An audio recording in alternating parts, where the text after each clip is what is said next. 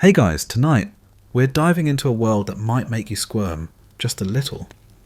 Imagine sitting by a campfire, the smell of damp earth all around as you crack open a crispy cricket or nibble on a roasted worm. It's a scene that's as old as humanity itself, yet somehow, if you're watching this, you probably won't survive the idea of eating bugs. But here's the thing, for hundreds of thousands of years, insects and worms weren't just an option, they were a survival staple. So before you get comfortable, take a moment to like the video and subscribe, but only if you genuinely enjoy what I do here. And hey, drop your location and local time in the comments, because you're about to travel through some seriously ancient dining habits. Now dim the lights, maybe turn on a fan for that soft background hum, and let's ease into tonight's journey together. You find yourself back in the Paleolithic era, where humans are busy mastering fire, fashioning tools, and discovering what the wild has to offer. While the image of early humans might often revolve around hunting big game, the truth is far less glamorous. Insects were among the first protein sources you'd gather, small, abundant, and surprisingly nutritious. Anthropologists suggest that insects like termites, beetle larvae, and ants were regularly on the menu. You crunch through some roasted termites rich in fat and protein, a quick energy boost that your larger prey hunts simply couldn't provide. Historians still argue whether insect eating was a last resort during food scarcity or a preferred staple. Some evidence leans toward insects being a consistent part of the diet, not just an emergency snack. Think of it like the original fast food, but way less greasy. Beyond nutrition, the sensory experience was unique. Imagine the mix of earthy crunch, subtle bitterness, and smoky aroma from cooking over an open flame. It's a primal kind of eating that connects you directly to the land. You might also smile at the fact that while you carefully roast your insect dinner, other early humans were experimenting with some truly bizarre additions like dipping bugs in wild honey or mixing them with plant-based pastes to enhance flavour and stickiness. One quirky tidbit, early humans may have used hollowed-out insect nests as primitive containers, not just for food storage, but for transporting water or other goods, a multitasking marvel of the natural world. It's a clever use of what's around turning the insects' homes into tools of survival. And here's something a bit more unusual. There's growing archaeological evidence that some early humans practiced insect farming on a rudimentary scale. It's still a hot topic among scholars. Could these ancient insect farms have been the precursors to agriculture as we know it? If so, your little cricket dinner tonight has roots deeper and older than your garden salad. While this may sound like a bedtime story for the brave, it gently reminds you that eating insects isn't some modern fad. It's a tradition that literally helped our ancestors survive harsh environments and uncertain food supplies. So as you settle in, picture yourself under a vast starry sky, sharing insect snacks with your fellow tribe members, connected through the shared experience of ancient sustainable eating. Now, as you recline further into the quiet night, your mind drifts to the practical side of this ancient insect-eating habit. You're not just eating for flavour or fun, you're tapping into a food source that's shockingly efficient. Insects convert feed to protein much more effectively than the large mammals you might be used to thinking of as dinner. This means that back then, gathering a handful of ants or beetle larvae could fuel your body with as much energy as a bulky piece of mammoth meat, but without the risky chase. Historians still argue whether the regular consumption of insects was driven purely by necessity, or if early humans developed a genuine taste for these little critters. Some anthropologists suggest that insect eating was seasonal timed to coincide with insect life cycles, while others propose it was an everyday affair, especially in environments where big game was scarce or difficult to catch. Either way, you can't deny the versatility of insects. They were easy to find, easy to prepare, and packed a punch nutritionally. And let's talk about worms for a second. Worms, especially earthworms, are surprisingly rich in protein and fat. While you might cringe at the thought, many indigenous groups around the world still gather worms to supplement their diets, often roasting them or mixing them into stews.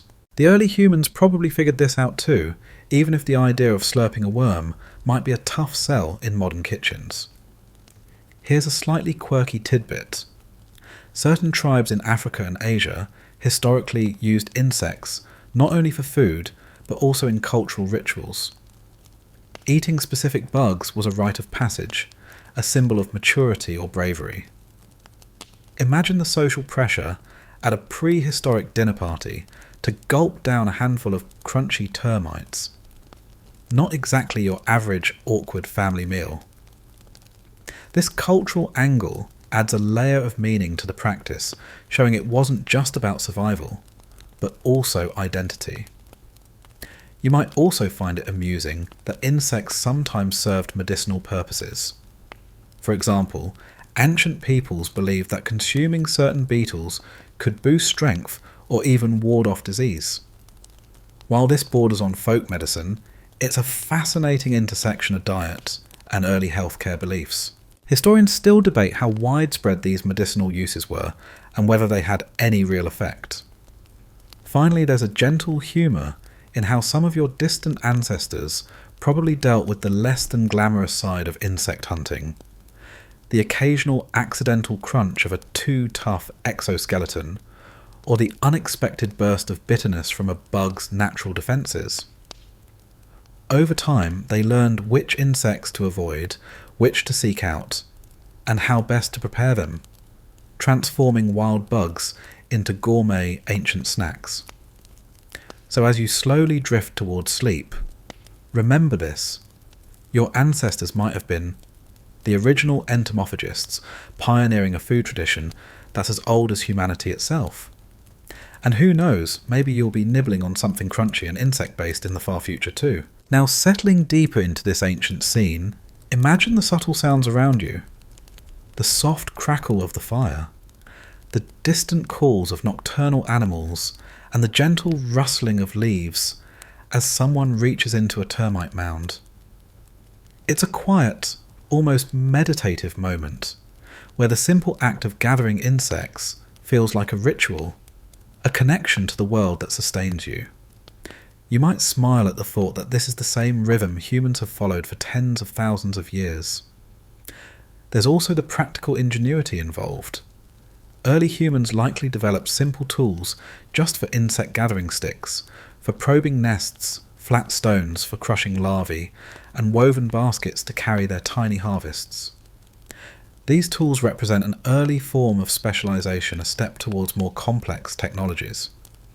It's funny to think how these humble beginnings, snatching bugs from nests, laid the groundwork for the culinary and agricultural marvels we enjoy today. And if you're picturing all this as a grim, desperate act, think again. There's evidence some early humans might have deliberately bred certain insects, managing their populations to ensure a steady supply. This proto-farming is a fascinating subject of debate. Were these tiny insect farms the first managed food sources predating grain cultivation? The jury's still out, but it's an idea that gently upends the usual story of human food history. One quirky aside, some cultures believed insects had spiritual properties, not just nutritional ones. Eating them could bring luck, courage, or even a connection to ancestors. These beliefs added a mystical layer to the practical act of eating insects, turning a survival tactic into something much richer and more meaningful. And let's not forget the textures and flavours. Roasted grasshoppers offer a crispy, crunch-juicy larvae, provide a buttery softness, and ants can give a tangy burst, each bite a tiny adventure for your palate. It's a reminder that what sounds gross to some can be a delicacy to others, shaped by culture and environment. So as your eyelids grow heavier, let the ancient crackle of the fire and the memory of those crackling insects lull you toward rest. You're part of a long, winding human story, one where survival culture and curiosity have always been intertwined. You step forward now into the warm, vibrant continent of Africa, where the tradition of eating insects pulses through the daily rhythms of life, much as it did for your ancient ancestors.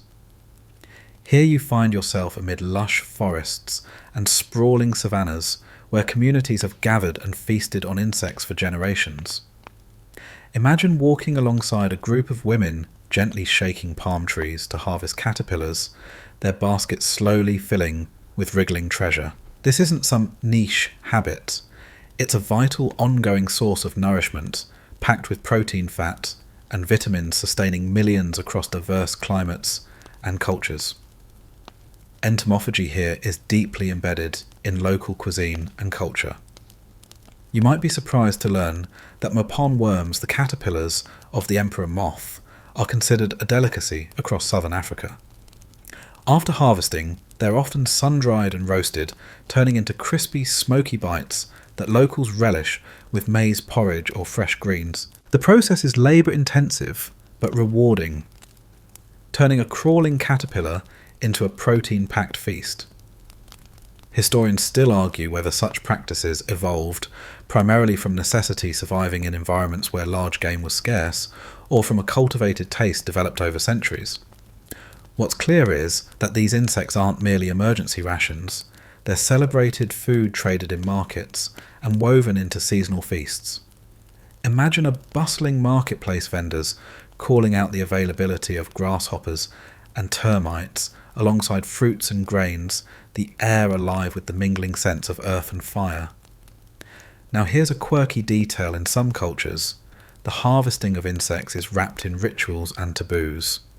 For example, certain communities only collect termites during specific lunar phases, or avoid particular species believed to bring bad luck. This intertwining of food and folklore adds a fascinating cultural texture to the practice.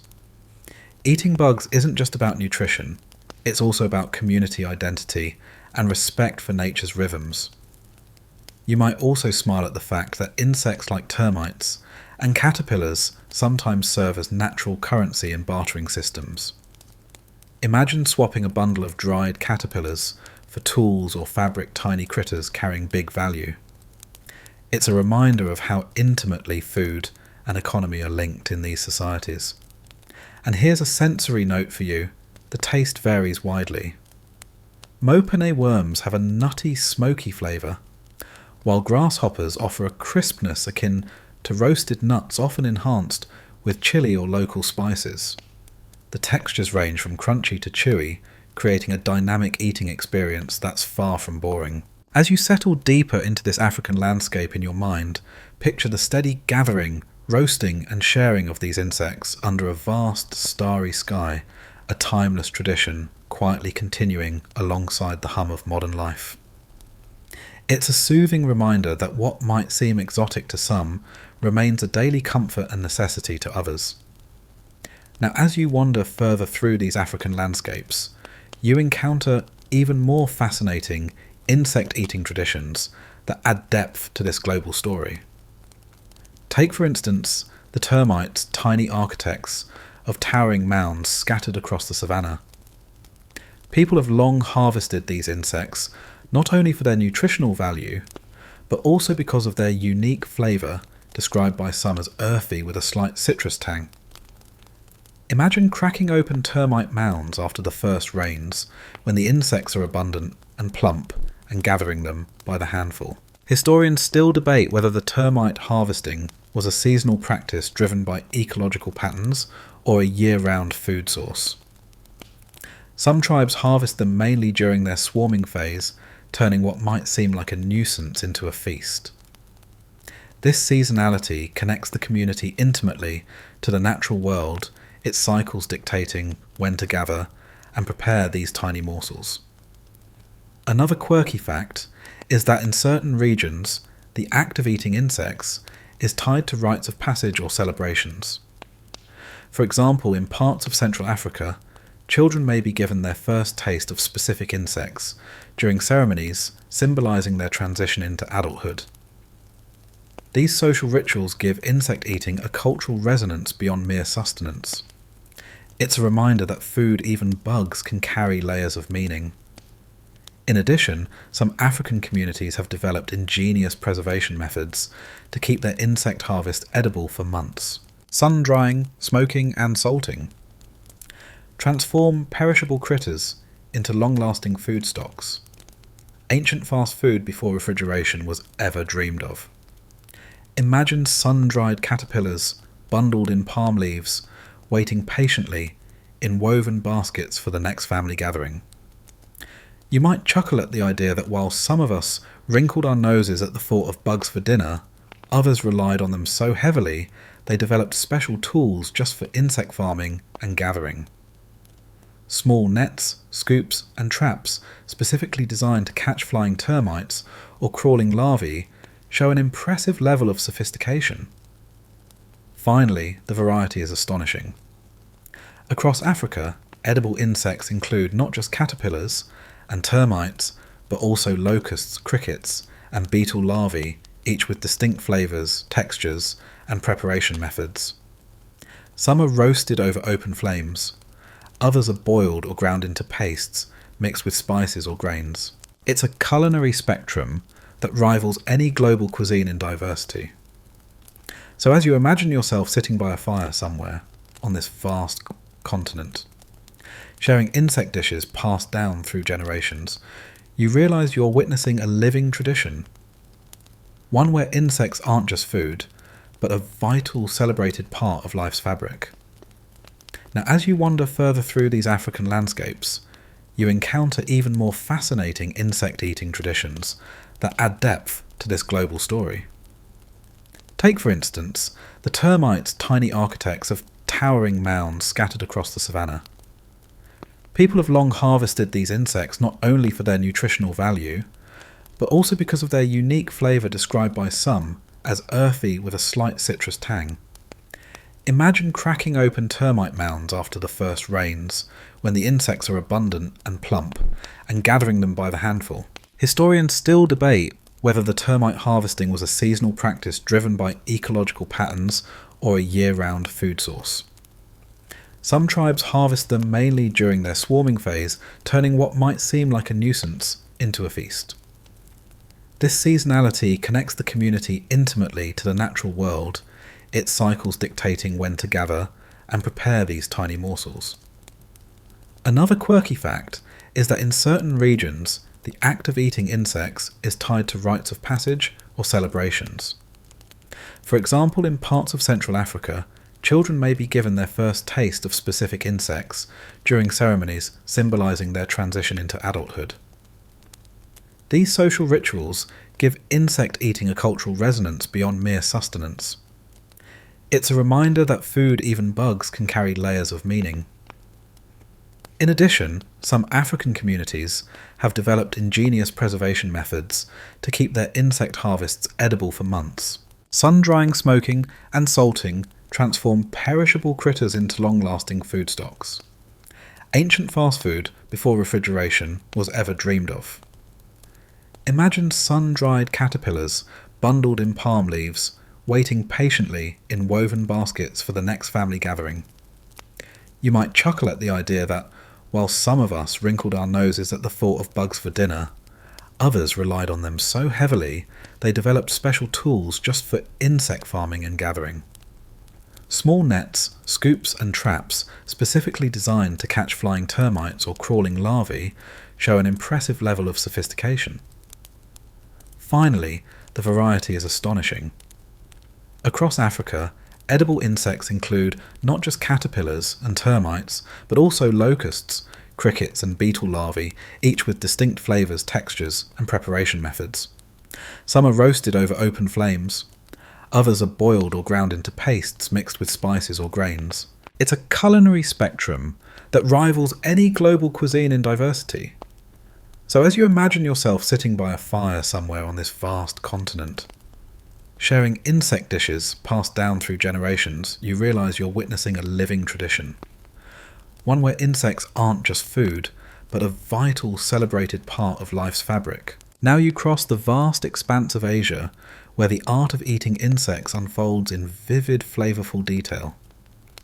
Picture bustling night markets in Thailand, or Vietnam, lanterns casting a warm glow over stalls piled high with fried cricket, silkworm pupae, and crunchy cicadas.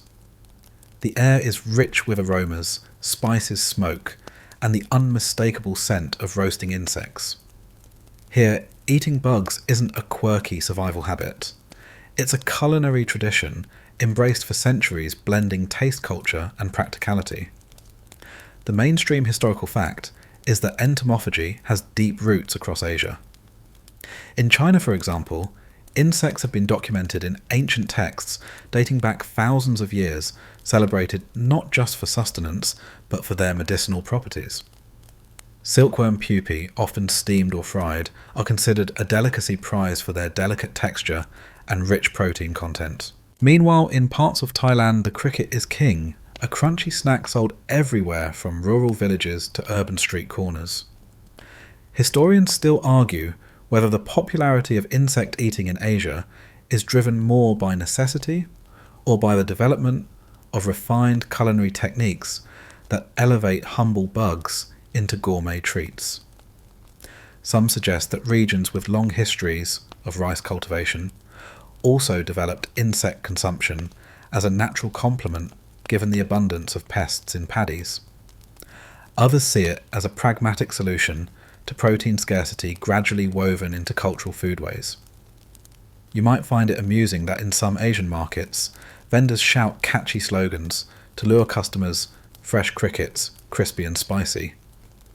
It's the kind of call that makes you want to slow down, maybe try a handful, and savour the unexpected crunch. The seasoning varies widely from chili and garlic to lemongrass and soy, creating layers of flavour that surprise even the most sceptical eater. One quirky tidbit in Japan, there's a tradition called Inago no Tsukudani, where locusts are simmered in soy sauce and sugar until they're tender and sweet savoury. It sounds unusual, but the flavour is often described as rich and satisfying, with a pleasing bite that contrasts the sticky sauce. It's a perfect example of how insects can be transformed into comforting dishes. In parts of rural China, cicadas are collected during their brief summer emergence, quickly fried or boiled before they flutter away again. The seasonal nature of this practice connects food to natural cycles, making each harvest a small celebration. Imagine standing in a field at dusk, the buzz of cicadas filling the air, hands quick to gather these fleeting delicacies. And here's a little-known fact: silk farmers in ancient China sometimes ate silkworms that were considered leftover after silk production, turning waste into nutrition. This early example of zero-waste thinking is surprisingly modern in spirit. Insect eating in Asia is often tied to folk medicine. Some believe that certain bugs boost energy-aid digestion or improve skin health, adding a wellness dimension to the culinary experience. Historians debate how much of this is symbolic and how much has a basis in actual health benefits, but it adds a fascinating layer to the story. As you let these vivid scenes riff through your mind, imagine yourself wandering through those colourful markets, trying unfamiliar bites. The textures ranging from crispy to soft, the flavours smoky, sweet, spicy or earthy. It's a sensory journey that's as rich as it is ancient, reminding you that food, even insects, is deeply woven into culture, environment and history. As you linger longer in this Asian tapestry of entomophagy, notice how the diversity of insects used is staggering. From bamboo worms harvested in the dense jungles of Southeast Asia to water beetles collected from rice paddies, every environment offers its own unique bounty. Some communities prize the juicy larvae of weevils, while others favour crunchy grasshoppers, or even ants with their sharp, citrusy bite. Historians still argue whether the culinary creativity in preparing these insects arose from necessity or genuine gastronomic curiosity. There's a delicate balance between survival and indulgence here. Take the example of the Hmong people in northern Thailand and Laos. For them, insects are not just food, but an integral part of their cultural identity. Recipes are carefully passed down, incorporating local herbs and spices to create complex flavours. It's a culinary craft that elevates insects beyond mere sustenance. A quirky detail you might find amusing in parts of Vietnam: people enjoy bamboo worms, the larvae that live inside bamboo stalks. These worms are fried or roasted until crispy and often eaten with a pinch of salt or chili powder. The crunch is addictive, with a smoky undertone that makes you want to reach for more.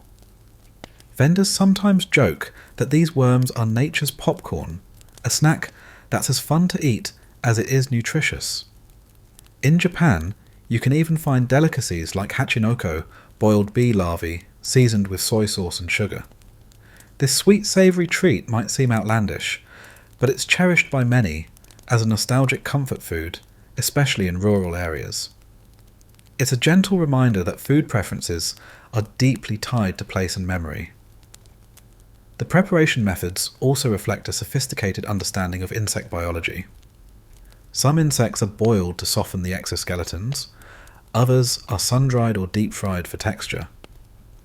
There's an almost scientific curiosity in how different cooking techniques alter flavours, and mouthfeel a curiosity that echoes through generations. Another fascinating aspect is the integration of insect foods into festivals and ceremonies. For example, in parts of northern Thailand, the annual insect harvest coincides with harvest festivals, blending celebration with sustenance. Imagine gathering with friends and family, sharing roasted grasshoppers under lantern-lit skies, stories flowing as freely as the drinks. You might chuckle to learn that in some places, eating insects is also linked to social status or age. Certain species are reserved for elders or guests of honour, while others are everyday snacks. This hierarchy adds a social spice to what might otherwise seem a purely practical habit. And let's not forget the scientific curiosity driving modern interest. Some chefs in Asia are now experimenting with insects as ingredients in haute cuisine, turning traditional snacks into refined dishes. This blending of old and new is a fascinating development, showing how ancient practices can inspire contemporary innovation. So as your eyelids grow heavier, imagine yourself savouring these time-tested flavours: the crunch of a cricket, or the tender pop of a silkworm pupper, wrapped in the warm glow of lantern light and shared stories. This ancient Asian tradition, vibrant and alive, is yet another thread in the rich human story of eating insects. As you linger longer in this Asian tapestry of entomophagy, notice how the diversity of insects used is staggering. From bamboo worms harvested in the dense jungles of Southeast Asia to water beetles collected from rice paddies, every environment offers its own unique bounty. Some communities prize the juicy larvae of weevils, while others favour crunchy grasshoppers, or even ants with their sharp, citrusy bite. Historians still argue whether the culinary creativity in preparing these insects arose from necessity or genuine gastronomic curiosity. There's a delicate balance between survival and indulgence here. Take the example of the Hmong people in northern Thailand and Laos. For them, insects are not just food, but an integral part of their cultural identity.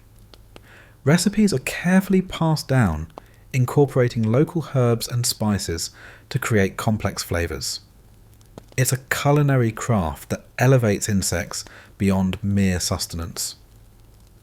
A quirky detail you might find amusing in parts of Vietnam: people enjoy bamboo worms, the larvae that live inside bamboo stalks. These worms are fried or roasted until crispy and often eaten with a pinch of salt or chili powder. The crunch is addictive, with a smoky undertone that makes you want to reach for more. Vendors sometimes joke that these worms are nature's popcorn, a snack that's as fun to eat as it is nutritious. In Japan, you can even find delicacies like hachinoko, boiled bee larvae, seasoned with soy sauce and sugar. This sweet savoury treat might seem outlandish, but it's cherished by many as a nostalgic comfort food, especially in rural areas. It's a gentle reminder that food preferences are deeply tied to place and memory. The preparation methods also reflect a sophisticated understanding of insect biology. Some insects are boiled to soften the exoskeletons, others are sun-dried or deep-fried for texture. There's an almost scientific curiosity in how different cooking techniques alter flavours, and mouthfeel a curiosity that echoes through generations. Another fascinating aspect is the integration of insect foods into festivals and ceremonies. For example, in parts of northern Thailand, the annual insect harvest coincides with harvest festivals blending celebration with sustenance. Imagine gathering with friends and family, sharing roasted grasshoppers under lantern-lit skies, stories flowing as freely as the drinks. You might chuckle to learn that, in some places, eating insects is also linked to social status or age. Certain species are reserved for elders or guests of honour, while others are everyday snacks. This hierarchy adds a social spice to what might otherwise seem a purely practical habit. And let's not forget the scientific curiosity driving modern interest. Some chefs in Asia are now experimenting with insects as ingredients in haute cuisine, turning traditional snacks into refined dishes. This blending of old and new is a fascinating development, showing how ancient practices can inspire contemporary innovation. So as your eyelids grow heavier, imagine yourself savouring these time-tested flavours, the crunch of a cricket, or the tender pop of a silkworm pupa, wrapped in the warm glow of lantern light and shared stories. This ancient Asian tradition, vibrant and alive, is yet another thread in the rich human story of eating insects. As the night deepens, you wander mentally into the quieter, rural corners of Asia, where insect eating blends seamlessly with daily life, rather than flashy markets. Imagine a small village kitchen in southern China, where an elder carefully prepares a simple dish of stir-fried bamboo worms. The air fills with a mix of earthy, smoky aromas, mingling with the sharp tang of ginger and garlic. The worms themselves, plump and tender, glisten with a light sheen of oil, promising a comforting bite. In this context, insect eating is about more than just flavour or nutrition. It's a way to connect with the land and the seasons. When the rainy season ends, the insect harvest begins, and the rhythms of gathering, preparing, and sharing mirror the cycles of planting and harvest. This quiet harmony between people and nature is something you can almost feel in the gentle hum of the kitchen. Historians still argue whether this seasonal consumption influenced agricultural calendars or vice versa, but it's clear these cycles shaped community life. You might imagine how the anticipation of the insect harvest added a subtle sweetness to the long humid months.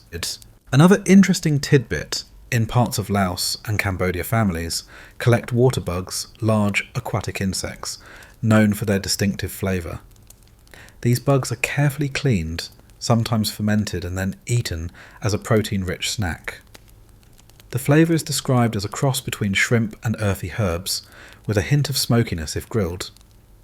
Imagine biting into one unexpectedly savoury, a little wild, and deeply satisfying. It's worth noting that despite the abundance and variety of edible insects, not every bug makes it to the dinner plate. People have long known which species are safe and which might carry toxins or unpleasant tastes. This traditional knowledge, passed orally through generations, is as important as any cookbook. And here's a touch of gentle humour you can picture: some curious outsiders trying these insect delicacies and being caught off guard by the crunchy legs or unexpected pops of flavour. Yet for locals, these quirks are part of the charm, adding texture and surprise to every bite. Finally, the use of insects in traditional medicine adds an extra layer of cultural richness. Insects like crickets or cicadas are believed to boost vitality or calm nerves, and they're sometimes included in herbal tonics. Historians still debate the extent to which these practices were symbolic or had measurable effects, but they certainly influenced how insects were valued. So as you drift towards sleep, imagine yourself tasting these ancient Asian insect dishes. Each bite, a small adventure in flavour history and culture, warming you gently, like the glow of a lantern in a quiet village kitchen. You now find yourself crossing the vast landscapes of the Americas and the scattered islands of the Pacific, where indigenous peoples have long embraced insects as an integral part of their diets. Picture yourself wandering through a lush forest in Mexico, the air thick with the scent of damp leaves and ripe fruit, as you gather chapulines, grasshoppers, that have been a traditional snack for centuries.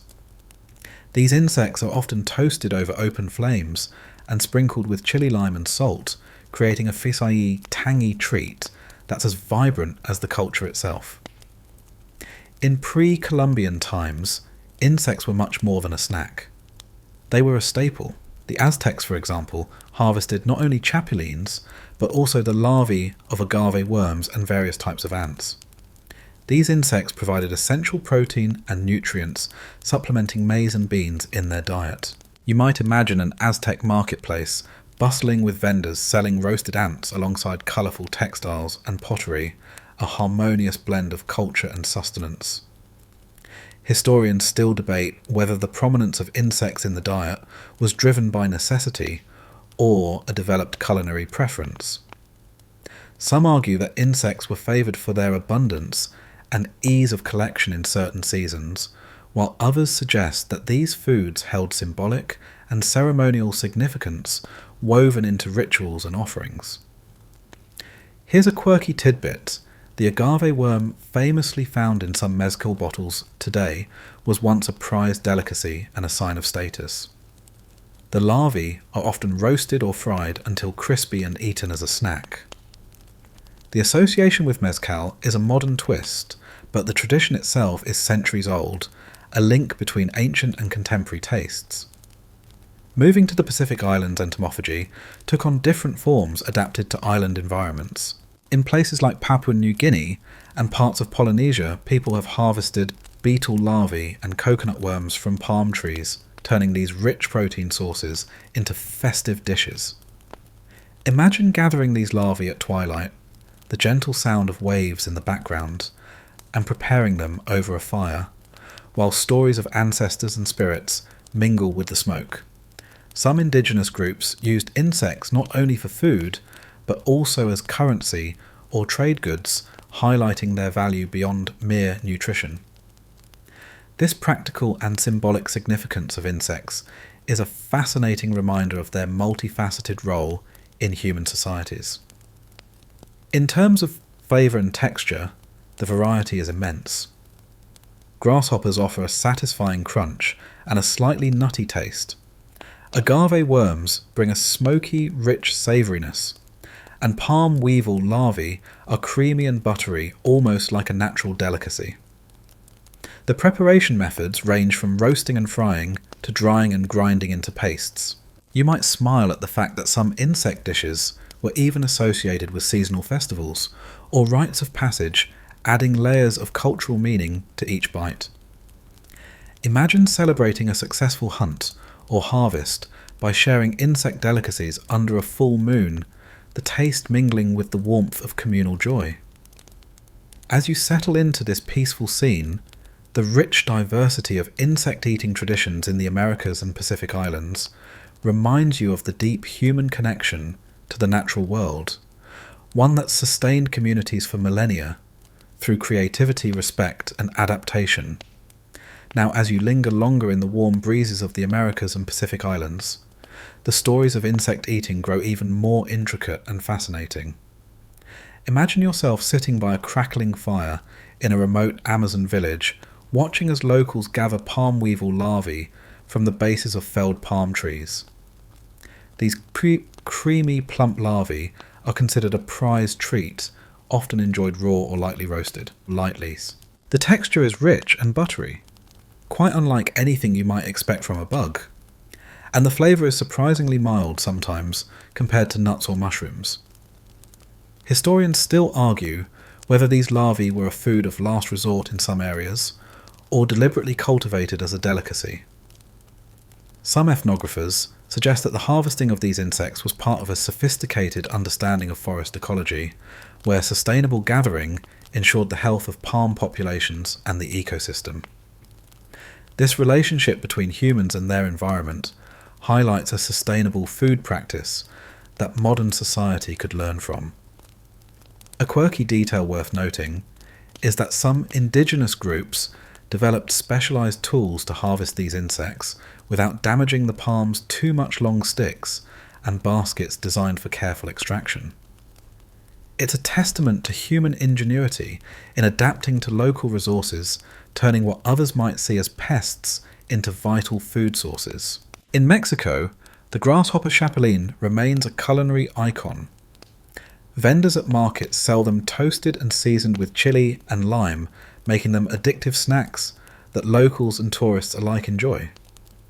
The crunch of a chapulín, paired with the tartness of lime, is a sensory experience that has stood the test of time. This simple pleasure connects modern palates to centuries-old traditions. Some Native American tribes further north incorporated ants and their larvae into their diets, appreciating not just the nutrition, but the burst of citrusy flavour these insects provided. The open scholarly debate here is whether such insects were central to survival or held primarily symbolic roles in rituals and ceremonies. It's clear, though, that their presence on the plate was never accidental. In parts of the Pacific cicadas, those noisy summer insects are caught during their short adult phase and consumed after roasting. Their brief explosive presence in the environment translates to a fleeting seasonal treat, reinforcing the natural rhythms that govern traditional diets. You might chuckle to think that while you consider these insects exotic, in many of these communities, they are everyday snacks shared among friends and family, with laughter and storytelling. Eating insects is less about novelty and more about heritage connection and respect for what the land offers.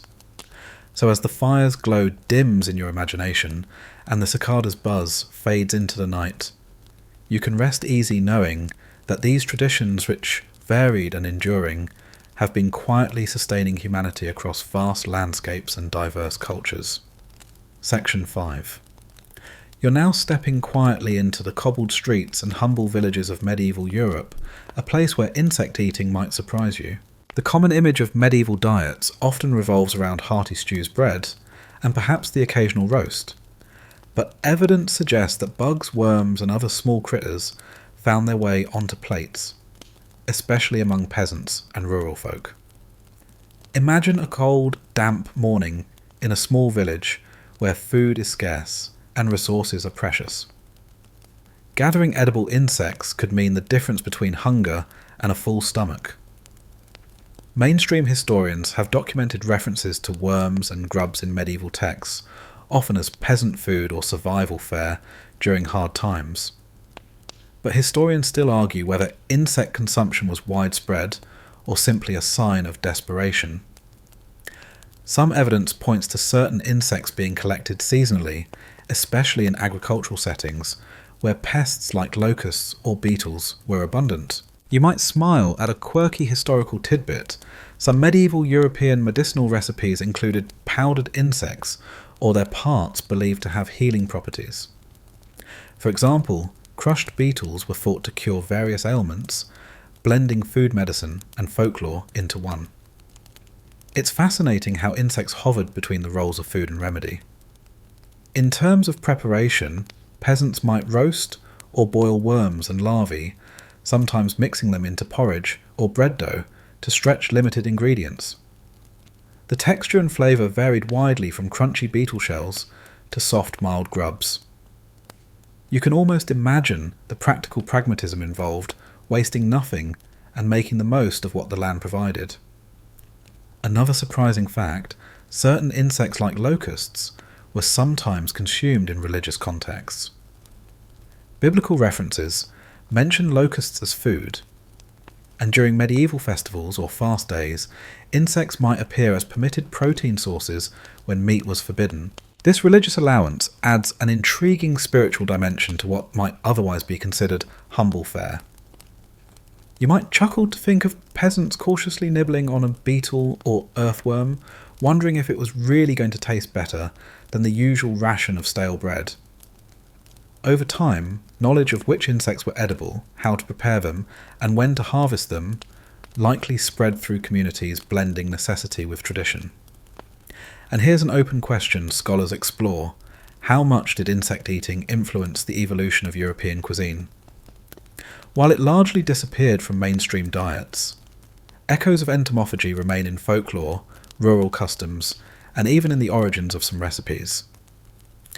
As you settle into this less glamorous but no less fascinating chapter of history, imagine the resilience and resourcefulness of those who lived close to the land and learned to eat what others overlooked. Their story is a gentle reminder that food traditions are often shaped by survival as much as taste. As you drift further into medieval Europe, you find yourself wandering past fields and forest edges where insects teemed in the warm months, offering a small but vital bounty. Imagine a peasant family gathering beetle larvae hidden beneath rotting logs or foraging for grasshoppers in the tall grasses after a harvest.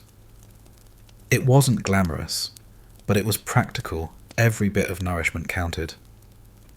Historians still debate how common this practice was. Some suggest it was widespread, especially during famines or harsh winters when traditional food was scarce. Others believe insect consumption was localised and seasonal, more a curiosity than a staple. What's clear is that when times were tough, bugs were an accessible source of protein, a quiet ally against hunger.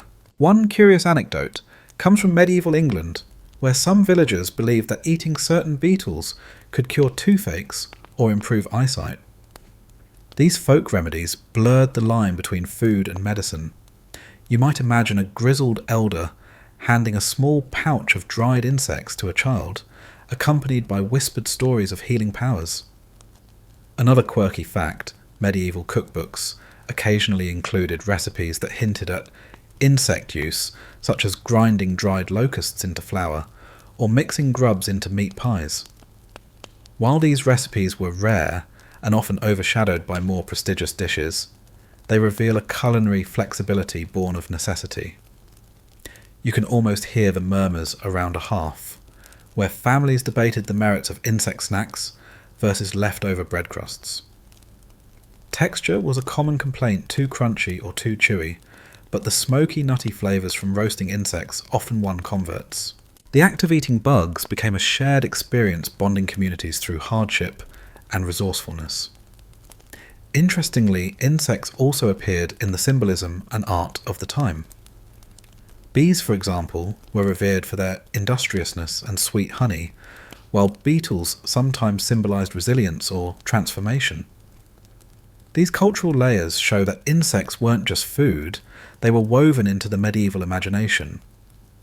Scholars continue to discuss whether insect eating influenced the later rejection of bugs in European cuisine, or if cultural shifts and urbanisation simply pushed these practices to the margins. Either way, the echoes remain in folklore, and rural traditions faint but persistent. As you picture these scenes, the smoky hearth, the crackling fire, the shared bites, you're reminded of the enduring human ability to adapt and find nourishment in unexpected places. It's a quietly inspiring story, one that whispers through the centuries as you drift toward rest. Settling deeper into the daily life of medieval Europe, you picture the seasonal shifts that influenced when insects became part of the diet. In spring and summer, fields swarmed with grasshoppers, and locusts tempting foragers to collect these abundant critters. You might imagine villagers using simple woven baskets or cloth sacks to gather these tiny flying protein nuggets. Sometimes they'd trap them with sticky traps made from resin or tree sap, primitive but effective. Historians still argue whether mass locust harvests were a common practice or more of an occasional emergency response to crop devastation. In some records, locust plagues forced communities to gather and eat the insects to stave off hunger. There's a touch of grim practicality in transforming a pest that destroys crops into a resource that feeds people a survival skill as old as farming itself. A quirky fact, To tuck away some medieval peasants believed that roasted locusts, eaten with vinegar or honey, could improve fertility or bring good luck. Whether true or not, these beliefs added a layer of hope and magic to an otherwise utilitarian meal. You might smile, imagining someone munching on a crunchy locust while quietly wishing for better luck in the fields. Preparation was simple, roasting over an open fire was common, which imparted a smoky flavour and crisp texture. Sometimes insects were crushed and mixed into grain porridges to stretch limited supplies. Texture was key, and while some bugs were tough and fibrous, others offered a surprisingly pleasant crunch. Interestingly, insects didn't just feed the body, but also inspired medieval art and literature. Beeswax, for example, was vital for candles, while bees themselves symbolised order and diligence. These cultural ties show how insects were more than food, they were woven into everyday life and symbolism. Scholars still debate whether the eventual disappearance of insect eating from mainstream European diets was due to rising wealth urbanisation or changing tastes. It's likely a mix of all three, combined with a cultural distancing from wild or peasant foods as societies evolved. As you settle into this twilight of insect eating in medieval Europe, imagine the quiet resilience of those who adapted their diets to the seasons, the land, and the changing times. Their resourcefulness, often overlooked, is a gentle reminder of human ingenuity and survival. You now step into the present and near future, where the age-old tradition of eating insects is experiencing a curious revival. Imagine sleek urban restaurants where chefs artfully incorporate cricket flour into gourmet dishes, or bustling markets offering seasoned mealworms alongside familiar snacks. The humble insect is shedding its ancient survival stigma and emerging as a symbol of sustainability, nutrition, and culinary innovation. The mainstream historical fact is that entomophagy is gaining attention globally due to its environmental benefits. Insects require far less land, water, and feed than traditional livestock, and their greenhouse gas emissions are significantly lower. As concerns over climate change and food security grow, scientists and entrepreneurs are championing insects as a viable, eco-friendly protein source. Historians still argue whether this modern resurgence will become a widespread cultural shift or remain a niche trend embraced by environmentalists and adventurous eaters. The challenge lies not only in production, but in overcoming deep-seated food taboos, especially in Western societies where the idea of eating bugs often provokes discomfort. Picture yourself biting into a protein bar infused with cricket powder, a subtly nutty flavour, masking the insect origin, a gentle introduction to a food with an ancient lineage. Beyond bars and snacks, companies are experimenting with insect-based pastas, burgers, and even ice cream, blending tradition with innovation. A quirky detail: some startups have designed insect farms that resemble high-tech vertical gardens, with controlled environments optimizing growth and minimizing waste. These urban farms might become the supermarkets of tomorrow, where insects are farmed as hygienically and efficiently as any vegetable. In some cultures, this return to insect eating is framed as a reconnection with ancestral wisdom, a gentle reminder that what's old can be new again. Culinary experts and food historians collaborate to create recipes that honour traditional flavours while appealing to modern palates. Despite the enthusiasm, barriers remain. Sensory aversions, regulatory hurdles, and the challenge of scaling production sustainably require ongoing effort. Historians and sociologists watch closely, debating how cultural perceptions evolve and which factors will tip the balance toward acceptance. As you imagine this future table, where bugs might be as commonplace as chicken or beef, there's a soothing sense of continuity. The insects that once sustained our ancestors could help nourish generations to come, bridging past and future in a quietly transformative way. So as you nestle into your pillow, consider the gentle crunch of a roasted cricket, not as an oddity, but as part of a vast, rich human story of survival, adaptation, and hope. Imagine now the quiet hum of these futuristic insect farms, nestled not in remote fields, but atop city rooftops and inside repurposed warehouses. These farms buzz softly, with the activity of crickets and mealworms thriving in carefully controlled environments. Engineers and entomologists monitor humidity, temperature, and diet with precision to maximize yield and quality. This high-tech farming might seem a far cry from the open-air termite mound harvests of ancient times, yet the goal remains the same: producing nourishing, sustainable food with minimal impact on the planet. Historians still debate whether such industrialized insect farming will truly transform global diets, or if it will remain a niche market for the environmentally conscious and adventurous foodies. The cultural hurdle is significant. Many people today associate insects with dirt and disease, not dinner plates. Overcoming this requires not only innovation in food technology, but also storytelling, education, and gradual normalization. You might find it amusing that some companies have cleverly disguised insect protein in familiar forms like pasta or flour, making it almost invisible to the untrained eye or palate. The idea is to ease people into the experience without triggering the usual ick factor. It's a gentle nudge towards acceptance, almost like a culinary Trojan horse.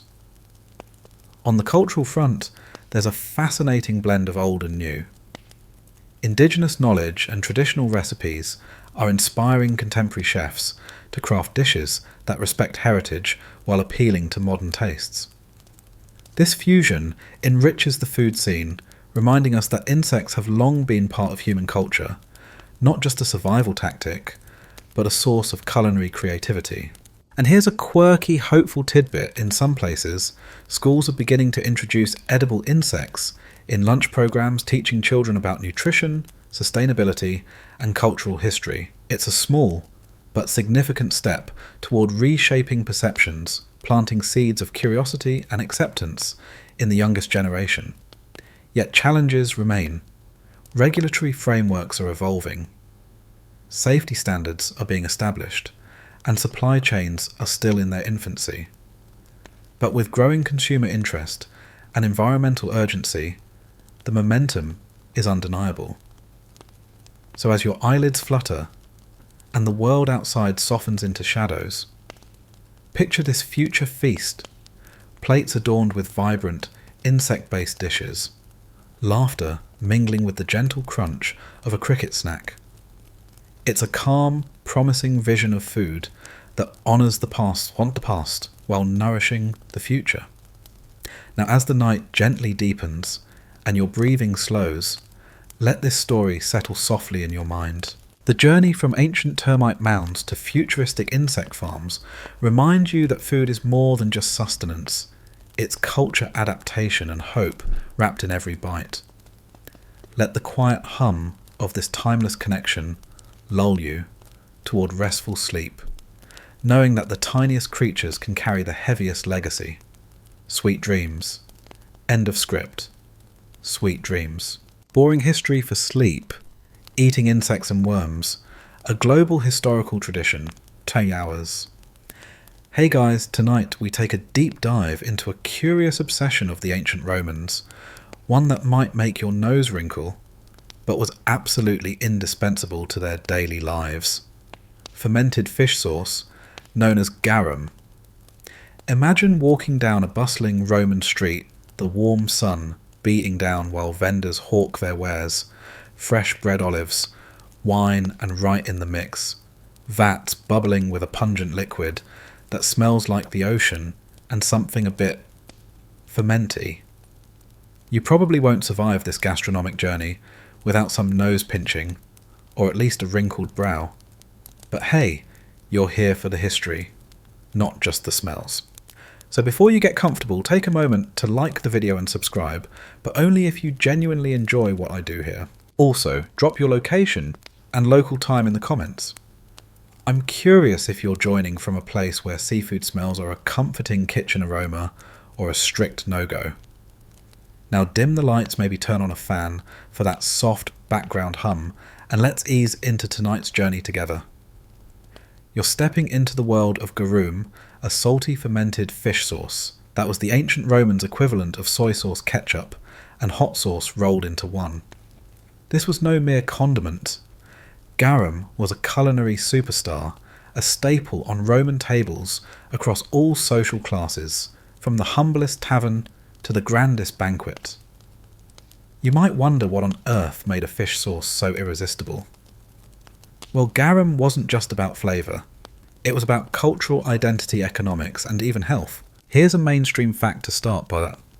By the height of the Roman Empire, garum was mass-produced and exported across the Mediterranean, creating bustling economies around its production centres in Spain, North Africa, and the Italian coast. Markets were flooded with different grades and qualities, making garum accessible to everyone, from the emperor's kitchen to the local baker's shop. Its flavour was a sharp, salty umami punch that enhanced everything from vegetables to meats, and yes, even desserts in some surprising recipes. But not everyone was head over heels for garum. Some Romans found it overwhelmingly strong or even repulsive, which created an interesting social dynamic.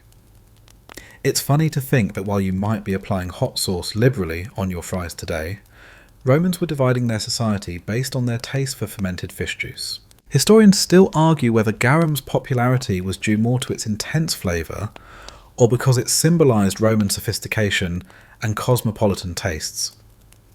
And here's a quirky tidbit to tickle your nose. Some recipes for garum included additives like herbs wine and even certain types of seaweed believed to improve the sauce's aroma or medicinal value.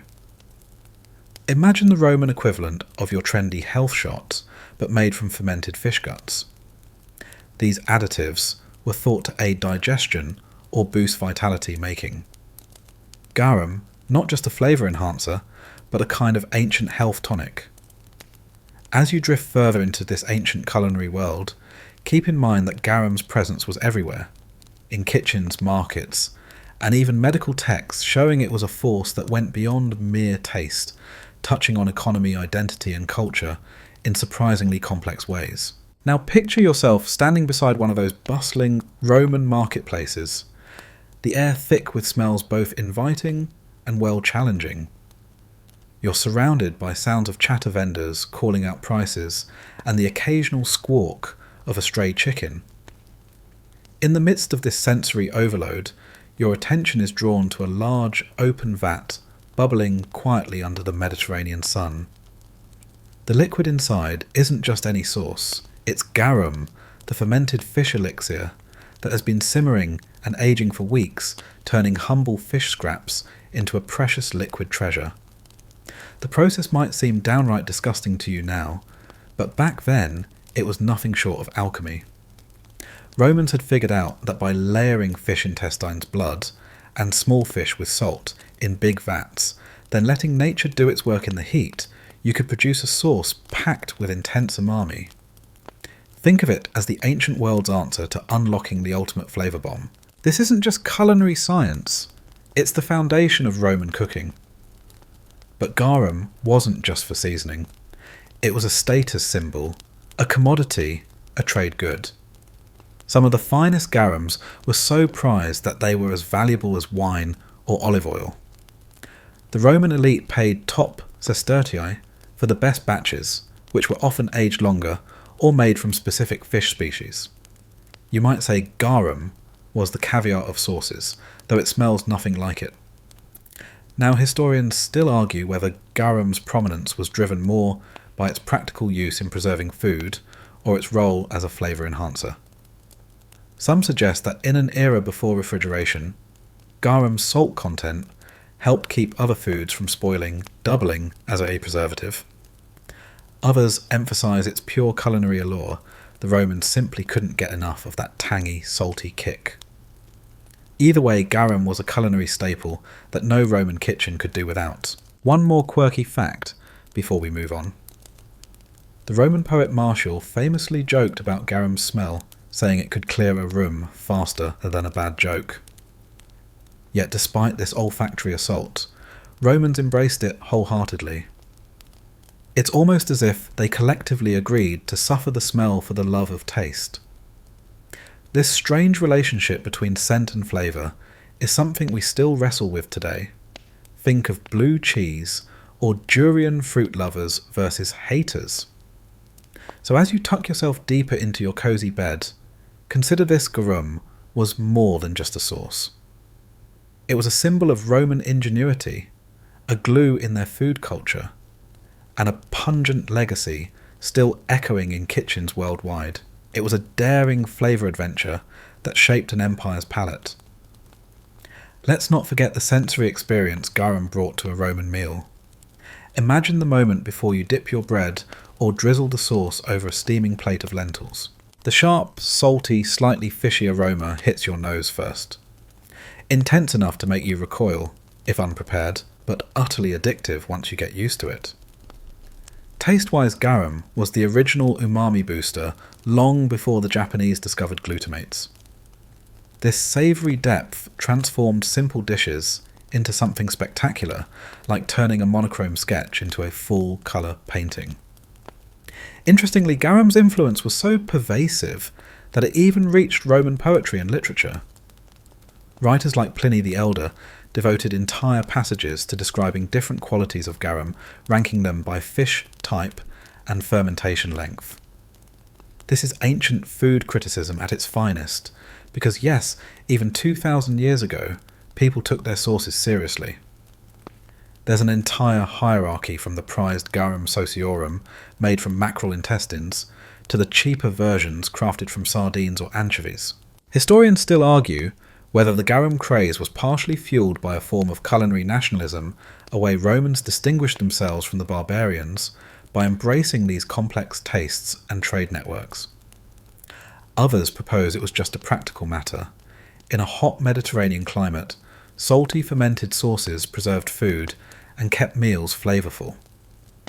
Either way, the garum phenomenon tells us a lot about Roman culture's blend of practicality and indulgence. Here's a fun, quirky tidbit. Garum factories were often located near coastal cities where fish was fresh and fermentation was aided by the salty sea air. These production sites sometimes smelled so bad that local residents petitioned Roman authorities for relief. Imagine living next door to a garum factory. You'd either have a very strong constitution or very selective nose plugs.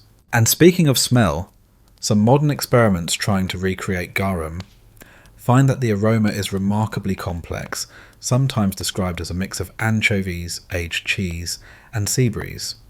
If you think that's a bizarre combo, you're right. But it's exactly what made garum unique and cherished. So you're now armed with the basic knowledge that garum was a fermented fish sauce that rocked Roman culinary life, influenced trade, and was both loved and loathed for its powerful scent and flavour. Stick around as we venture next into the messy, fascinating world of how exactly the Romans made this legendary sauce. Section 2. You find yourself in a sun-drenched Roman coastal village where the air hangs heavy with a mix of salt seaweed and that unmistakable tang of fermenting fish. Here garum is born not in some shiny factory, but in large, rough-hewn stone vats bubbling quietly as the Mediterranean heat works its magic. The process might make you scrunch your nose, but it's the ancient recipe for turning what many would call waste into liquid gold. Roman garum production starts simply enough. Whole fish or fish guts, usually from small oily fish like anchovies or mackerel, are layered in huge vats with generous amounts of salt. This isn't just a sprinkle. Salt is king here, serving as both a preservative and fermentation catalyst. The salty environment halts spoilage, but allows enzymes and bacteria to break down the fish proteins into savoury amino acids and peptides.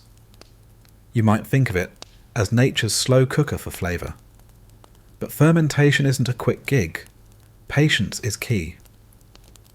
The mixture sits in the vats for weeks, often under the hot Mediterranean sun, which accelerates the process. Every few days the liquid at the surface is skimmed off. It's the prized garum. The thicker sediment, or alec, is sometimes saved for other uses, like a secondary source or animal feed. It's a smelly, sticky operation with the kind of odours that have you dashing for fresh air if you're not used to it. One mainstream fact, garum production was so important and widespread that some coastal towns specialised entirely in it. Places like Pompeii, Carthage, and Geddes' modern Cadiz in Spain became famous garum producers. Archaeologists have even uncovered enormous production complexes, complete with vats, warehouses, and trade infrastructure, showing that garum was a significant economic driver. These towns thrived thanks to this fishy industry, with garum exports reaching all corners of the empire.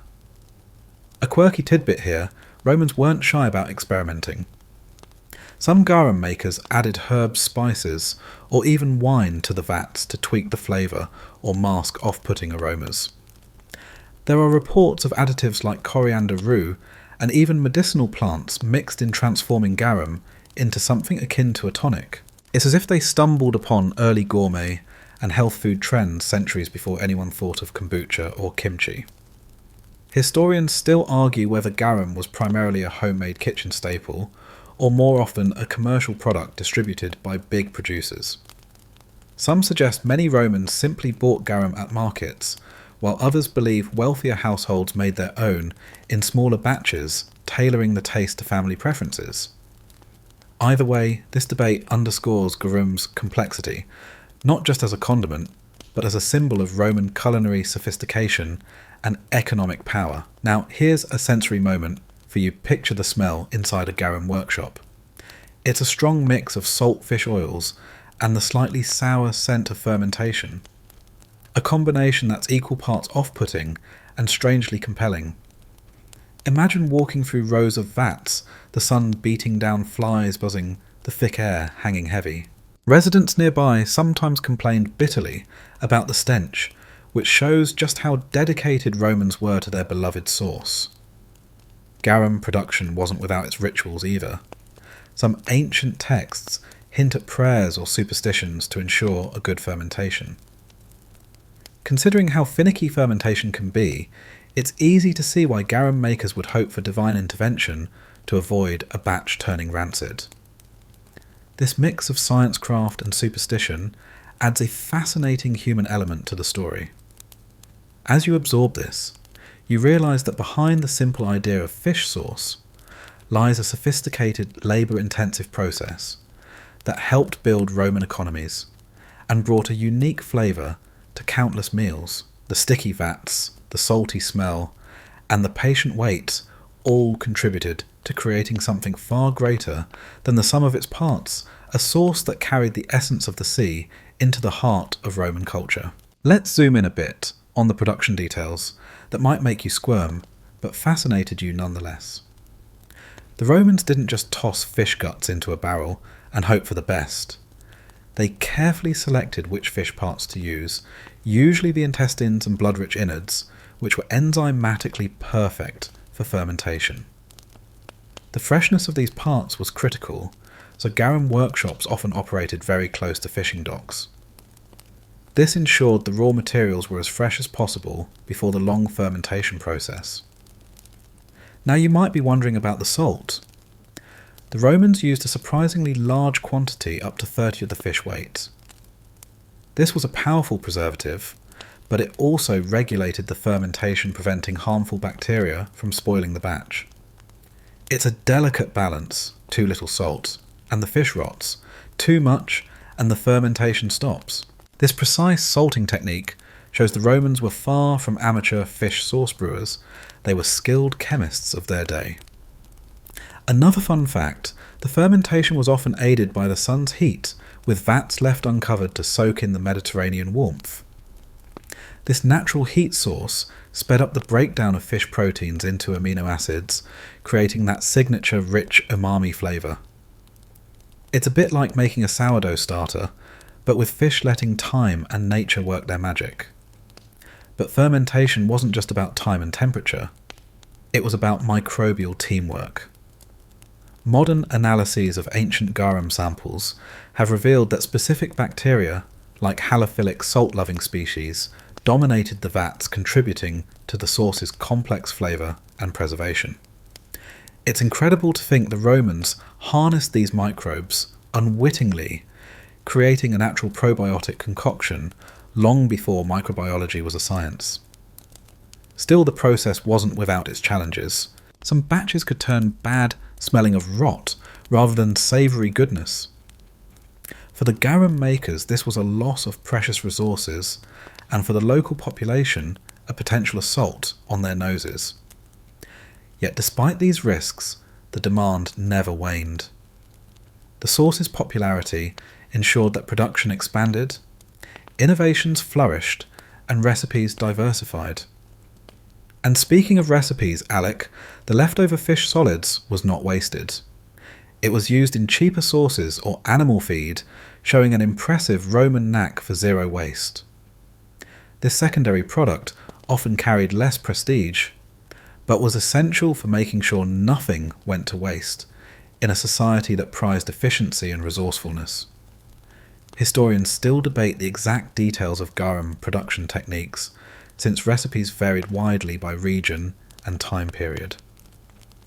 Some workshops used fresh fish.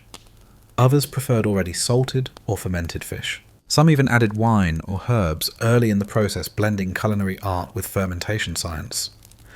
This diversity makes garum not a single sauce, but a whole family of related fishy concoctions. You're now seeing garum not just as a sauce, but as an ancient fermentation craft, combining environmental know-how, chemical finesse, and economic savvy. From salty vats by the sea to the bustling marketplaces where garum was sold, this process shaped much more than taste. It shaped communities and trade networks. As you imagine yourself standing amid these garum vats, it's worth reflecting on the human element behind this ancient craft. Garum makers weren't just anonymous labourers. They were skilled artisans with knowledge, passed down through generations. Mastering the right mix of fish-salt timing and even weather conditions was a nuanced skill akin to a modern chef perfecting a signature sauce. Some garum producers gained reputations for exceptional quality, with their names carrying weight in the marketplace. Here's a quirky tidbit. There are records of garum producers branding their products almost like today's artisanal food companies. Some jars even bore inscriptions or stamps indicating origin and quality, giving consumers confidence in what they were buying. It's fascinating to think of Roman garum labels as early marketing tools centuries before fancy branding became a thing. The location of garum production sites was also strategic. Many were set near natural salt flats or salt works, allowing easy access to the essential seasoning ingredients. Salt was not just a culinary additive, but a crucial resource, sometimes more valuable than gold, used for preserving everything from meat to fish. The co-location of fish catches and salt production created ideal conditions for garum, making a logistical harmony that boosted efficiency. Historians still debate whether garum's smell was tolerated because of economic necessity or genuine appreciation. Some suggest the pungent odour kept away pests and unwanted visitors, turning garum workshops into somewhat self-protecting zones. Others argue that Roman noses simply grew accustomed, or that the sauce's flavour payoff was too good to ignore despite the smell. Interestingly, garum production also had a social dimension. In some communities, it provided employment for marginalised groups, including slaves and freedmen. These workers often lived near the garum factories, forming distinct neighbourhoods centred on this pungent industry. This connection between production and social structure paints a vivid picture of the sauce's place beyond just food, a pillar of local economies and societies. And while the process sounds labour-intensive and smelly, it was remarkably sustainable. The Romans embraced a zero-waste mindset. Here almost every part of the fish was utilised. Garum itself came from guts and blood, alec from the remaining solids. Fish bones and scales were repurposed as fertiliser or tools. This holistic use of resources reflects a mindset that's oddly modern in its ecological awareness. So as you settle deeper into your night, take a moment to appreciate the ancient mastery behind that mysterious liquid. Garum wasn't just a source. It was a complex product born of chemistry, geography, economy, and culture. This fermented fish liquid carried with it the taste of the sea, the heat of the Mediterranean sun, and the ingenuity of countless Roman hands. Next, we'll explore how this pungent, salty elixir travelled beyond local shores to become a cornerstone of Mediterranean trade and economy. You're in for some surprising tales of commerce politics and empire building, all revolving around a sauce made from fish guts. You're now shifting from the sticky vats and sun-baked shores to the bustling ports and trade routes of the ancient Mediterranean, where garum transformed from a local delicacy into a lucrative commodity. Picture a busy harbour ships unloading amphorae filled with precious liquids, merchants shouting deals in multiple languages, and the constant hum of economic activity powered by one pungent fish sauce. Garum's rise as a traded good speaks volumes about its value in Roman society. It wasn't just any condiment, it was a sought-after luxury that created a sprawling trade network connecting distant regions. Cities like Gades, modern Cadiz, Carthage, and Pompeii became renowned centres for garum production and export. These coastal hubs thrived economically, their wealth fueled largely by the demand for this fermented fish elixir. One mainstream fat garum was shipped across the Roman Empire in specially designed amphorae ceramic jars engineered to keep the sauce fresh during long voyages. Archaeological digs have uncovered thousands of these amphorae, many stamped with manufacturers' marks, signalling both quality and origin. This mass production and branding illustrate an early example of industrial food commerce on a vast scale. But here's a quirky detail. Some amphorae were even specially coated inside with resin or pitch to prevent leakage and contamination. A primitive form of packaging innovation. It's as if the Romans knew that a sauce as potent as garum required extra care during transit. No one wanted a fishy mess splattered across their prized goods. Historians still argue about the economic impact of garum trade. Was it a major driver of Roman maritime commerce, or more a niche market, supplementing other goods like olive oil and wine? While olive oil and wine certainly dominated exports, garum's presence in shipwrecks and markets across the empire suggests it held a notable place in trade, especially given its diverse pricing tiers. It catered to both humble consumers and elite connoisseurs. Garum's trade wasn't just about commerce. It influenced politics and power dynamics too. Control over garum-producing regions often meant economic leverage. Some coastal towns gained privileges or protection from Rome thanks to their valuable garum industries, turning sauce production into a matter of strategic importance. It's a reminder that even the humblest condiments can shape empires. Now imagine the sensory experience of a Roman merchant unpacking a shipment of garum. The thick, salty aroma would hit immediately a mix of brined seaweed and fermented fish, possibly turning some noses while delighting others. This smell was the scent of prosperity and culinary sophistication bottled and transported across seas. The garum trade also connected different cultures. Phoenician, Greek, North African, and Roman garum varieties mixed in Mediterranean markets, influencing tastes and culinary traditions. This exchange sparked innovations in production methods and recipes, showcasing an early example of globalization centered on food. One fascinating tidbit: garum wasn't limited to the Mediterranean. Archaeological finds suggest that the source or close relatives were traded even further, reaching as far as Britain and parts of northern Europe. Whether locals embraced the sauce or treated it as an exotic curiosity remains a point of scholarly debate, highlighting how food trade can cross cultural boundaries with mixed receptions. All this trade complexity paints garum not just as a sauce, but as a cultural and economic force flowing through the veins of the empire, like the very liquid in those amphorae. It was a fishy currency of flavour and fortune carried by winds, waves, and human ambition.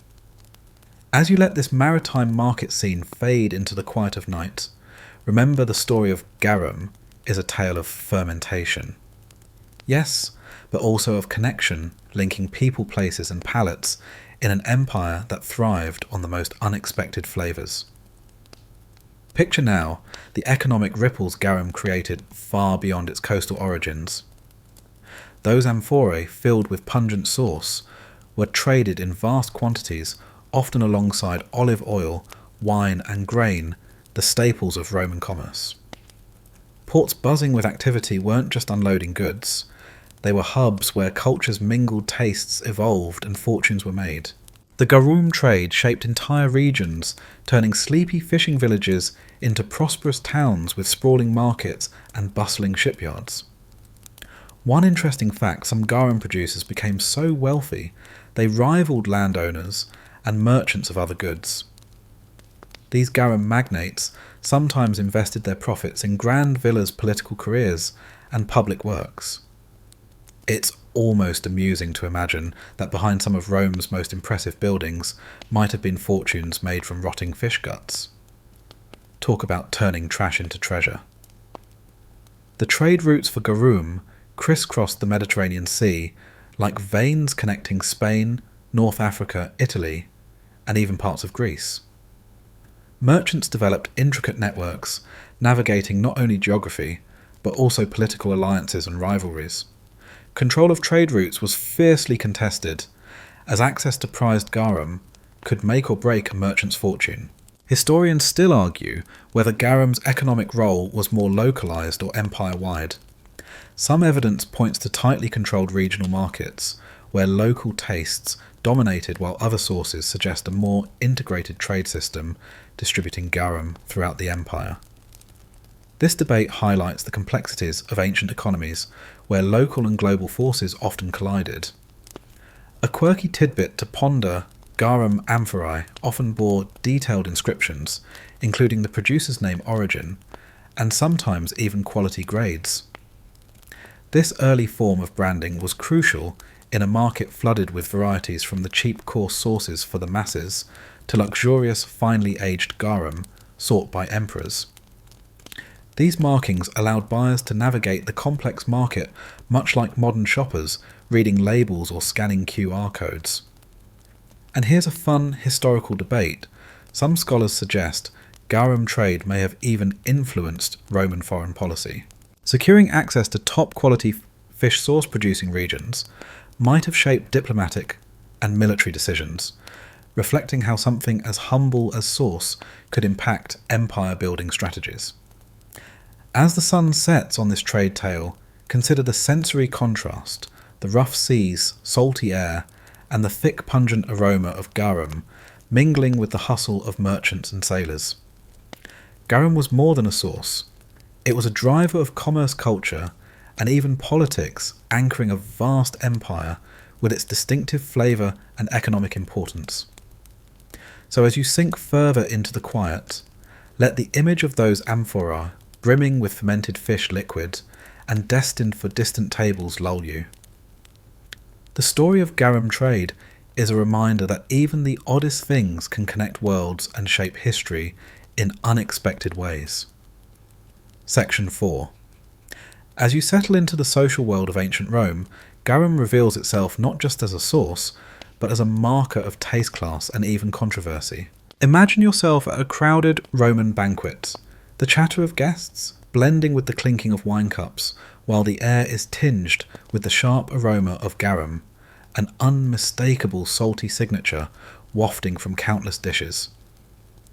This sauce was everywhere, but how it was received depended heavily on who you were and where you stood in Roman society. Garum was beloved by many, especially among the upper classes, who revelled in exotic and intense flavours. Wealthy Romans used the finest grades to elevate their meals, drizzling it on delicacies like dormice, oysters, or boiled eggs. It was a sign of sophistication, a way to show that you could afford the best and most fashionable tastes. For these diners, garum was the seasoning of choice, the ancient equivalent of a fine truffle oil or aged balsamic vinegar. But not everyone was a fan. Some Romans found garum overwhelming, even vulgar. The sauce's pungency was intense, so much so that certain writers mocked it as a smelly abomination, fit only for the lower classes or desperate cooks. This split in opinion created a cultural tension around garum, where preference was as much about identity as taste. In fact, historians still argue whether garum's popularity was driven more by genuine culinary delight or by social signalling. A fascinating historical fact, Roman satire and literature often reference garum to poke fun at excess or poor taste. The poet Juvenal, for example, joked about the wealthy who bathed their food in garum, implying that overuse was a sign of decadence. This illustrates how garum was woven into the fabric of social critique and humour, acting as both a culinary staple and a cultural symbol. Quirkily enough, garum also found its way into Roman medicine and superstition. Some physicians prescribed it as a digestive aid or a remedy for certain ailments, while others warned that its strong smell could provoke headaches or bad breath problems that ancient Romans took seriously. This dual role as both food and folk remedy adds an extra layer of complexity to how garum was viewed. In everyday Roman life, garum's accessibility varied widely. Cheap versions were common in markets and taverns, allowing ordinary citizens to enjoy the sauce in their stews and breads. At the same time, the finest garums were reserved for elite banquets and religious ceremonies, creating a spectrum of garum experience that reflected broader social hierarchies. Imagine the sensory divide in the bustling marketplace, the sharp tang of garum mingled with the smells of fresh bread and roasting meat. While in the grand villa's dining room, delicate dishes were punctuated with subtle drizzles of high-quality garum, adding depth and luxury. This range shows garum's versatility and its role in uniting, yet dividing Roman society. Historians still debate whether the sauce's widespread use helped unify Roman culinary identity or exacerbated class distinctions. Was garum a common cultural thread or a taste-based social barrier? The evidence points to both a sauce that could bring people together over shared flavours, but also mark differences in wealth status and taste. So as you let the image of this ancient banquet fade, consider garum's paradox, a sauce at once beloved and reviled, common and elite, simple and complex. It wasn't just what Romans ate, it was how they expressed who they were. Picture yourself lingering at the fringes of a lively Roman tavern where garum's sharp aroma cuts through the smoke and chatter.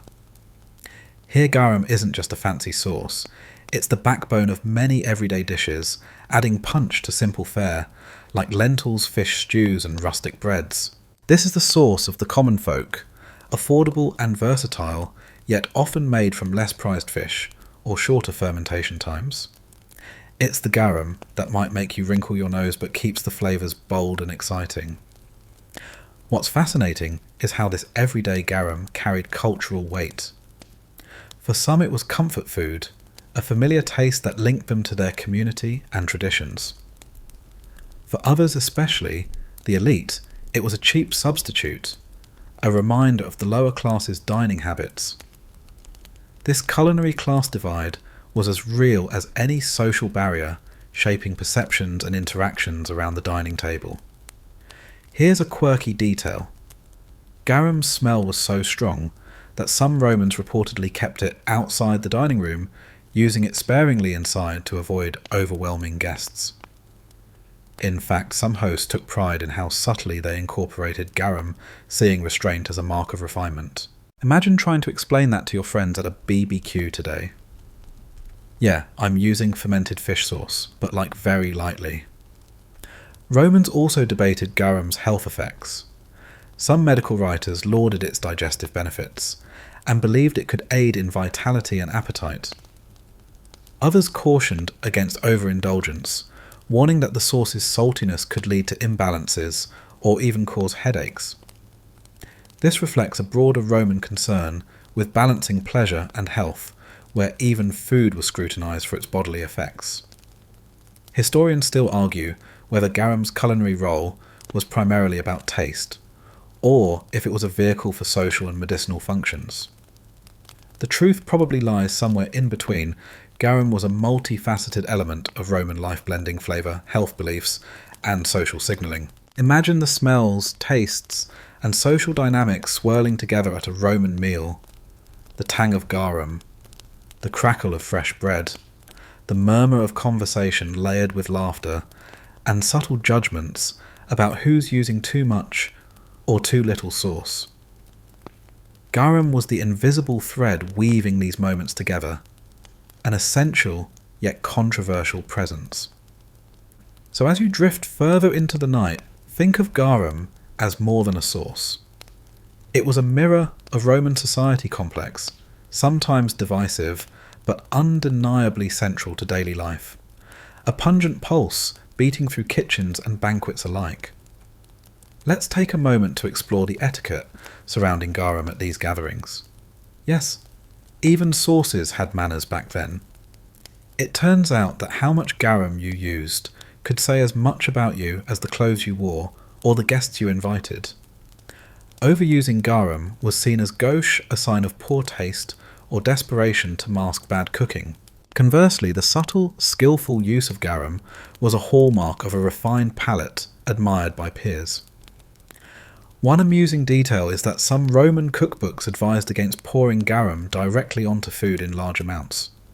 Instead, it was to be mixed or diluted, sometimes combined with vinegar or wine, to temper its intensity. It's as if Romans intuitively understood that moderation makes the magic happen, something many modern chefs preach too. Interestingly, garum also played a role in religious and ritual contexts. Certain ceremonies included dishes seasoned with special garums, believed to please gods or spirits. This sacred connection highlights garum's deeper cultural significance beyond mere flavouring. It wasn't just food, it was part of the spiritual fabric of Rome. Historians still debate the extent of garum's use in different regions of the empire. While Mediterranean cities embraced it enthusiastically, northern provinces might have been less fond, or simply unfamiliar with the taste. Some archaeological evidence suggests a patchy adoption pattern influenced by local ingredients, traditions, and climate. This patchiness adds a layer of complexity to how we understand Roman cultural integration. The smell of garum, ever present in Roman kitchens and markets, was both a blessing and a curse. While it added unforgettable depth to dishes, it also created complaints and jokes about its overpowering nature. Pliny the Elder famously remarked on the aroma of death that garum produced during fermentation, showing that even ancient Romans had a love-hate relationship with their sauce. In the end, garum's social story is one of contrast. It united Romans through shared tastes and traditions, but also highlighted differences in wealth class and regional identity. It was a sauce that could elevate a feast or mark someone as uncultured, depending on how it was wielded. As you settle in for sleep, carry this image with you. A world where a fish sauce stirred not only pots, but also conversations, hierarchies, and cultural boundaries, one was the flavourful thread weaving through the tapestry of Roman life, pungent and proud. Section 5. You're now stepping into the aromatic, sizzling heart of Roman kitchens, where garum wasn't just poured, it was woven into recipes with culinary flair that would make today's chefs raise an eyebrow. Imagine the sounds of chopping, the hiss of frying, and the occasional clatter of ceramic bowls as cooks prepare dishes enhanced by the salty punch of garum. This was the secret ingredient transforming simple ingredients into memorable meals. Garum's culinary alchemy worked on everything: meats, vegetables, sauces, and even some surprising desserts. It acted like a flavour multiplier, amplifying umami and tying ingredients together. The Romans were masters of flavour layering, and garum was their ultimate tool lending depth and complexity to dishes that might otherwise fall flat. One well-known fact, garum was used in a variety of sauces and dressings, including the famous liquamen, a similar, but sometimes milder, fish sauce variant, and alec, the thicker byproduct. These sauces were staples appearing in cookbooks like Apicius's De Re Coquinaria, a treasured collection of recipes that hints at how garum was a go-to seasoning, much like salt or pepper, in modern kitchens. But here's a quirky tidbit: garum also found its way into sweets and desserts. Yes, you heard that right. Some recipes included garum to enhance fruits, honey mixtures, or even baked goods, adding a subtle salty contrast to sweet flavours. Think of it as the ancient precursor to the salt caramel craze, unexpected but brilliant. Historians still argue about the exact culinary techniques involving garum. Some suggest that cooks diluted it with water or wine before use, while others claim it was sometimes heated to mellow its sharpness. The variations reveal a dynamic food culture, open to experimentation, blending tradition with innovation. Imagine tasting a Roman street vendor's stew simmered with garlic herbs and a generous splash of garum. The sauce's umami notes dance on your tongue, balancing the rustic flavours with a sophisticated finish. Or picture a noble's feast, where garum is drizzled sparingly over fresh oysters or boiled eggs, elevating simple ingredients to luxurious bites. Garum's influence extended beyond flavour. It also helped preserve foods and add nutritional value. Its high salt content inhibited bacterial growth, making dishes safer to eat in a warm climate. Some medical writers praised garum as a digestive aid, showing that Romans valued it for both taste and health. The sauce's versatility made it a kitchen staple, cherished by cooks for its ability to enhance, preserve, and surprise. From humble homes to imperial banquets, garum was an indispensable player in the Roman culinary orchestra.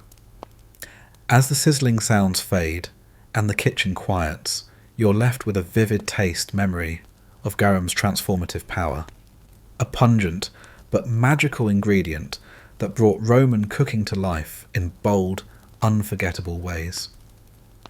Now imagine the bustling streets of Rome, where food stalls offer quick bites packed with bold flavours. Garum wasn't confined to elegant villas. It was a staple in the everyday Roman diet. Street vendors added it to simple dishes like pulse, a type of porridge made from grains to give it a savoury punch. Even on the go, Romans appreciated that salty umami kick, proving garum's reach extended far beyond elite tables. Interestingly, garum was also a favourite for seasoning seafood, naturally complementing the ocean flavours already present. Fresh fish was often served with a drizzle of garum, heightening the taste without overpowering it. This pairing was so common that some coastal recipes even called for garum as a base marinade, tenderising the fish while infusing it with a briny depth. There's a quirky historical tidbit. Roman cooks sometimes combined garum with vinegar, wine and honey to create complex dressings and glazes, early examples of the kind of flavour balancing chefs still chase today. These mixtures could soften garum's sharpness, adding layers of sweetness, acidity and savouriness that delighted palates. Historians still debate the authenticity of some recorded recipes, as modern recreations sometimes clash with archaeological evidence. Were some dishes exaggerated for literary flair? Did regional variations create wildly different garum-based meals? This uncertainty shows how Roman culinary culture was both richly diverse and fluid, adapting ingredients and techniques across time and place. Garum's culinary role wasn't just about flavour. It was also about experimentation and creativity. Chefs played with proportions, timing and pairings, discovering new ways to coax the best out of this pungent ingredient.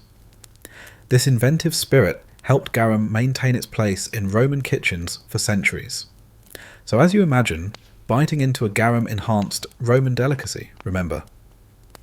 It wasn't just a sauce, it was a catalyst for culinary innovation, a salty muse inspiring cooks to craft dishes that were both comforting and exciting. The legacy of garum lives on in modern sauces and flavour pairings, a testament to the enduring power of fermented fish. Now think about the intimate moment in a Roman household kitchen where a cook carefully seasons a simmering stew with garum. Unlike today's sprinkling of salt, garum was a deliberate, artful addition. A few drops here, a dash there, transforming humble ingredients into something extraordinary. This careful use reflected an understanding that garum was powerful. Too much could overpower a dish, but the right amount brought harmony and depth. One fascinating detail, recipes sometimes instructed cooks to blend garum with other ingredients like olive oil, herbs, or even milk to mellow its intensity and add complexity. This practice anticipated modern culinary techniques of balancing strong flavours with creamy or fatty elements, showing that Roman cuisine was surprisingly sophisticated. Garum's use extended beyond the kitchen to food preservation. Its high salt content and fermentation byproducts helped inhibit spoilage, allowing leftovers and perishable foods to last longer in the Mediterranean heat. In a time without refrigeration, this was invaluable, making garum both a flavour enhancer and a practical tool. Some historians argue that garum's popularity was partly due to these preservative qualities, not just taste. In this light, garum was a multi-purpose marvel seasoning medicine and preservative rolled into one. This multifunctionality explains why it held such a firm place in Roman food culture. Here's a quirky tidbit. Ancient graffiti discovered in Pompeii includes humorous references to garum, showing it was part of everyday conversation and jokes. One scrawled note jokingly warns about the dangerous smell of garum, hinting at a communal recognition of its potent presence. As you imagine these lively kitchens and bustling markets, consider how garum connected Romans to their environment, their traditions, and each other. It was more than a sauce, it was a cultural touchstone, a flavour that carried stories of trade craftsmanship and community. So as the sounds of cooking fade, and the night deepens savour the thought that garum was an ancient culinary alchemy turning fish guts into golden drops of flavour that defined a civilization's palate. Let's not forget the role garum played in imperial kitchens, where chefs pushed culinary boundaries to impress emperors and dignitaries. In these grand settings, garum was a prized ingredient in elaborate dishes that showcased not only flavour, but also status. Imagine sumptuous banquets where every course was seasoned with carefully selected garums, each chosen to complement the dish and demonstrate the host's wealth and refinement. One famous example is the use of garum in dishes like patina de piscicolis, a fish pie, where garum was blended into a rich sauce, creating a perfect balance of salty and savoury. These recipes, recorded in the few surviving Roman cookbooks, hint at a culinary culture that prized complexity and contrast with garum as a cornerstone. Interestingly, garum was also incorporated into sauces paired with game meats, poultry and vegetables, showing its versatility beyond seafoods. This wide application reflects a culinary philosophy that valued depth and enhancement of natural flavours rather than masking them. Historians still debate the extent to which garum recipes varied by region and social class. Some argue that regional garums had distinct tastes due to different fish species and production methods, while others believe the fundamental process and flavour profile remained consistent. This ongoing debate highlights the rich diversity within Roman cuisine. A quirky tidbit for your palate, some garum recipes included unusual ingredients like fermented mushrooms or aromatic herbs, creating flavours that might surprise even seasoned foodies today. These creative blends show the experimental spirit of Roman cooks, eager to innovate within tradition. As you imagine these grand feasts, picture the mingling aromas, roasted meats, fresh herbs, and the unmistakable hint of garum weaving through the air. It's a sensory symphony that speaks to the sophistication and diversity of Roman culinary arts.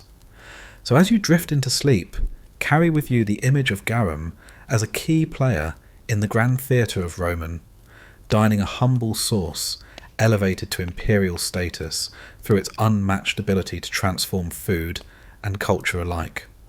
Section 6.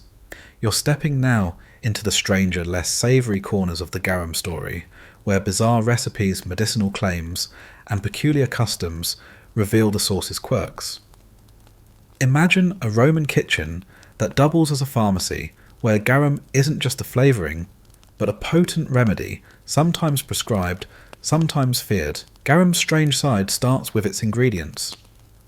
While anchovies and mackerel were the norm, some garums were made from less conventional fish, even including sea urchins, shellfish, or mixed leftovers. The Romans weren't picky.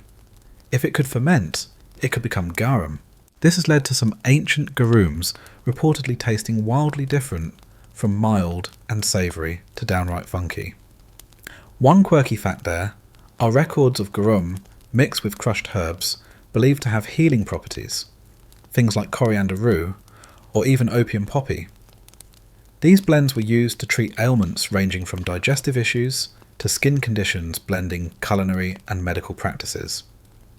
You might say garum was an all-in-one tonic seasoning your food and your body. Historians still argue about the medicinal value of garum. Was it truly beneficial, or mostly placebo and superstition? Some suggest its salt and fermentation byproducts had antimicrobial effects which could aid digestion. Others see the medicinal claims as part of Roman holistic health beliefs, where food and medicine overlapped heavily. Garum's oddities don't stop there. Some versions reportedly included unusual additives like crushed snails or even crocodile dung. Yes, really. These ingredients were thought to enhance flavour or medicinal power, or simply arose from desperate improvisation in poor batches. It's a reminder that ancient culinary practices could be as wild as any modern experimental kitchen. The pungent smell also led to strange social reactions. Romans developed tactics to mask garum's odour, such as burning incense or placing herbs near dining areas. This contrast between love for flavour and dislike of smell created a curious cultural dance around garum's presence. Imagine the sensory overload in a garum workshop, the strong, often unpleasant smells mixed with sounds of fermentation, buzzing flies, and bustling labour. This environment was essential to producing the beloved sauce, but certainly not everyone's idea of pleasant. Despite its quirks, garum remained a staple, demonstrating Romans' resilience and resourcefulness in turning even the smelliest scraps into something valuable. This combination of practical skill, cultural acceptance, and medicinal belief paints garum as a truly multifaceted phenomenon. As you let these strange stories settle, you see garum not just as a sauce, but as a symbol of Roman complexity, rich, pungent, surprising, and sometimes downright bizarre. Now picture the lively conversations among Roman cooks and apothecaries debating the virtues and vices of garum. Some swore by its healing properties, while others warned against its excesses. This duality made garum both a beloved ingredient and a subject of cautionary tales. It's as if garum embodied the Roman ethos, an embrace of complexity, where pleasure and danger often walked hand in hand. One particularly quirky tidbit comes from Pliny the Elder's writings, where he mentions that some garum producers added crushed snails to improve flavour, and even recommended it as a remedy for snake bites. While modern science might raise eyebrows, it shows the creative and sometimes desperate lengths Romans went to harness their food's potential. Historians still debate whether these medicinal uses were common practice or isolated experiments. Some scholars argue that garum's widespread use in remedies reflects a broader ancient philosophy where food was medicine and every source had a story. Others suggest these practices were fringe limited to certain regions or social groups. The production environments added another layer of oddity. Garum factories were often located outside city centres due to their smell, but sometimes the stench was so overwhelming that nearby residents petitioned for relocation or regulation. This push and pull between economic necessity and quality of life adds a human drama to Garum's story, revealing tensions not unlike those faced by modern industries with strong odours. Imagine the garum workshops as places of sensory extremes, the sharp tang of fermentation mingling with salty sea breezes, the buzz of flies and the rhythmic work of hands stirring vats. Despite the challenges, these factories churned out sauce that was essential to Roman life. Another fascinating facet is garum's presence in Roman folklore and superstition. Some believed that garum could ward off evil spirits or bring good luck when included in certain rituals. This mystical aura underscores the deep cultural significance of the sauce beyond its culinary use. So as you relax into the night, let the strange, pungent, and sometimes mystical world of garum wash over you. It's a reminder that food is never just food. It carries stories, beliefs, and surprises that echo through history, inviting us to savour not just flavours but the human experience behind them. Section 7. You're diving into the mystery-shrouded world where historians puzzle over garum's exact recipes and production secrets, an ancient culinary code that's been cracked only partially, leaving plenty of room for debate and imagination. Imagine yourself as an investigator, piecing together fragments from texts, archaeology and chemistry to understand what exactly went into that legendary sauce. At its core, garum was fermented fish guts and salt, but the details. That's where the intrigue begins. Different regions, producers, and even households had their own recipes, leading to a dizzying variety of garum styles. Some were made from anchovies, others from mackerel or sardines. Some fermented for weeks, others for months. The resulting flavours ranged from mild and sweet to sharp and briny, reflecting local tastes and techniques. One mainstream fact: archaeologists have uncovered garum production sites with massive stone vats and amphorae stamped with maker's marks, confirming that garum was industrially produced and commercially branded.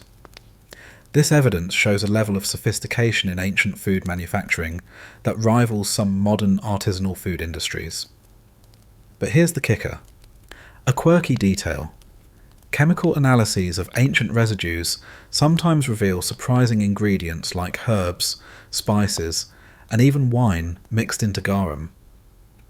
This suggests producers weren't content with plain fermented fish. They experimented with flavouring and possibly medicinal additives, creating unique regional varieties. Historians still argue whether these additives were widespread or limited to luxury garums made for the elite. Some believe that common garum was straightforward and unadorned, while the rich enjoyed more complex blends. Others propose that these flavourings were practical, added to mask less fresh fish or improve preservation. The mystery deepens with the question of fermentation techniques. Did Romans rely solely on natural bacterial action, or did they cultivate specific microbial cultures? While ancient texts are silent on this modern fermentation science, hints that certain bacteria were key to garum's flavour and safety. The Romans may have unknowingly harnessed microbial ecology, a sophisticated practice lost to time. Imagine tasting a recreated garum, blending fish salt and ancient herbs, flavours layered and complex, a sensory time capsule from 2 millennia ago. Each batch would have its own personality, a liquid fingerprint of its maker's skill and local environment. This ongoing scholarly debate isn't just academic. It reveals how food connects us across ages, inviting us to explore, recreate and appreciate the art of ancient cooking. Garum is more than sauce. It's a puzzle piece in the story of human ingenuity.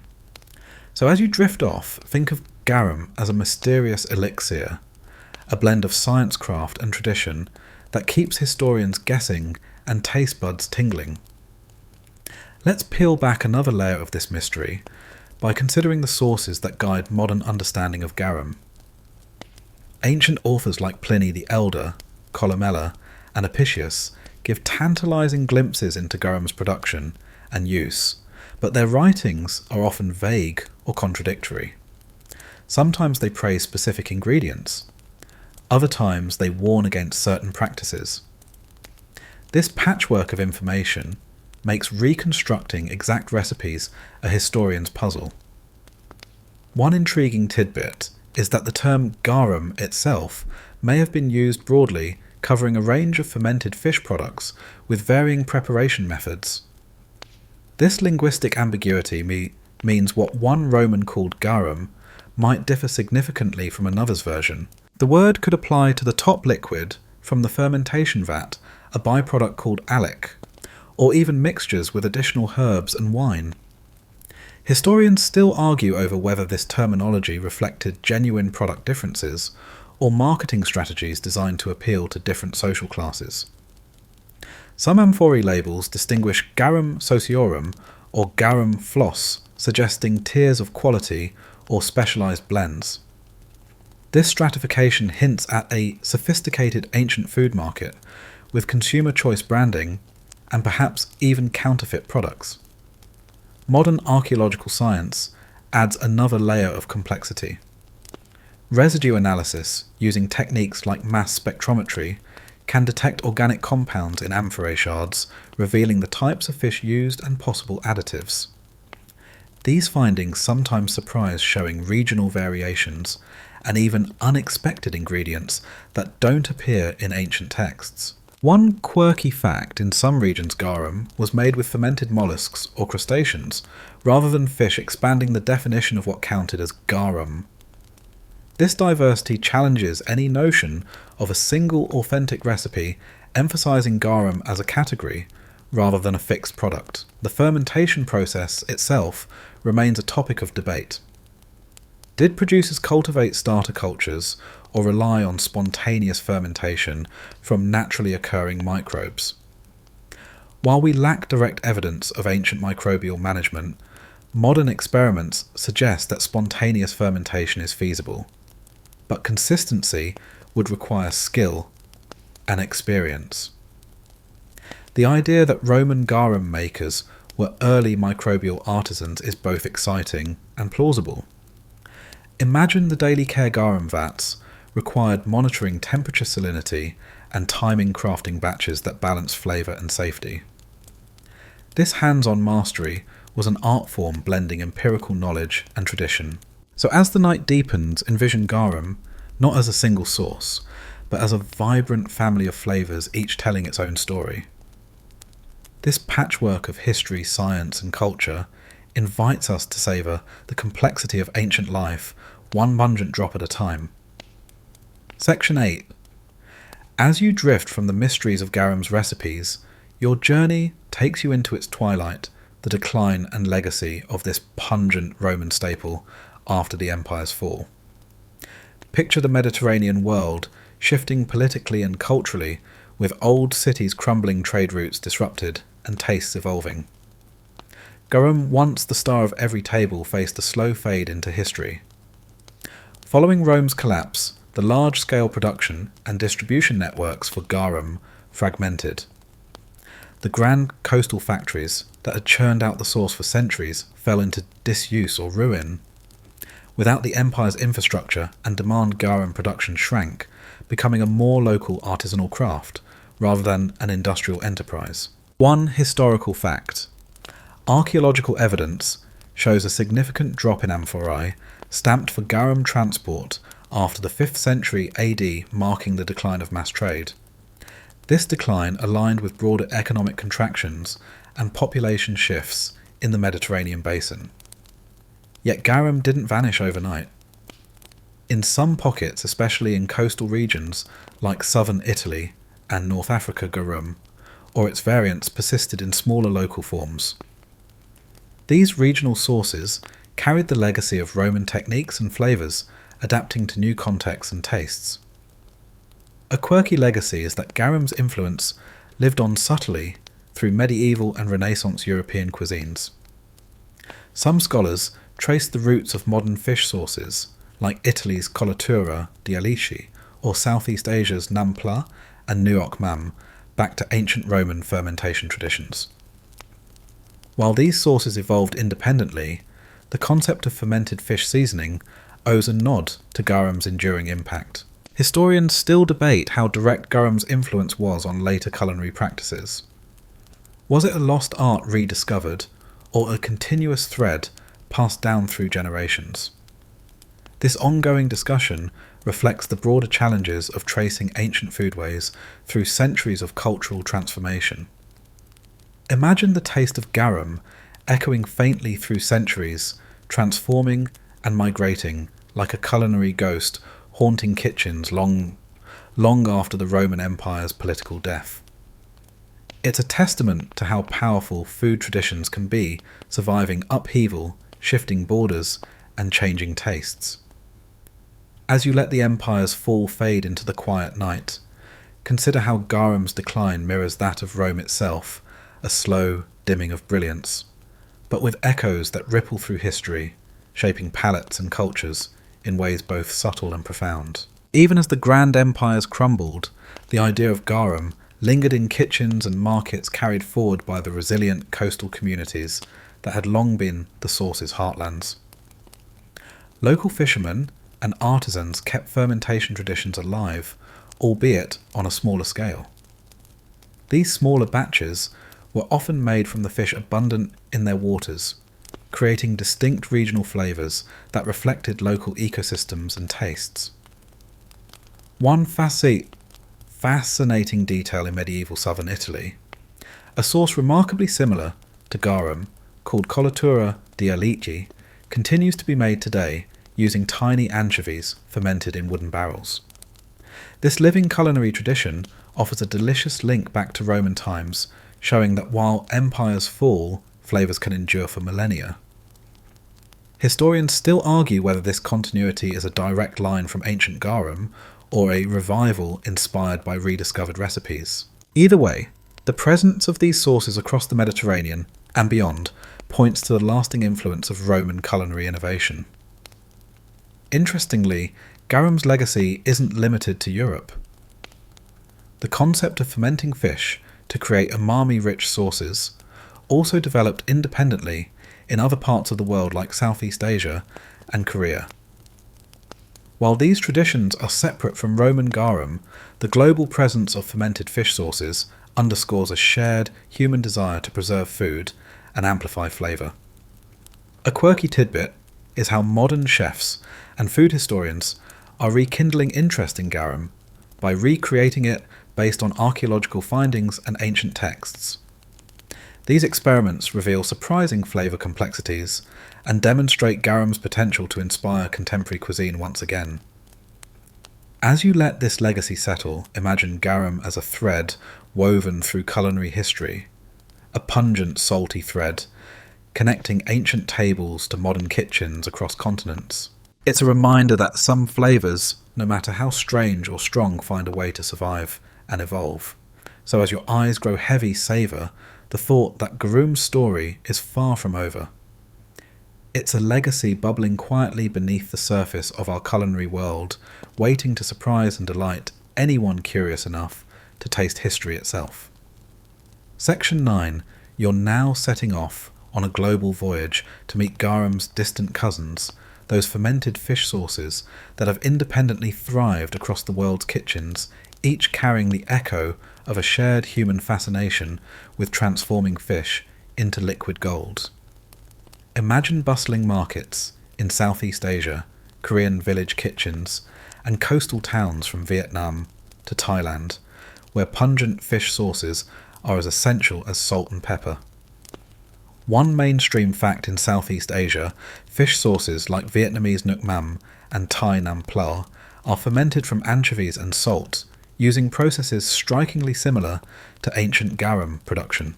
These sauces share garam's deep umami flavour and are central to countless traditional dishes, highlighting a parallel culinary evolution.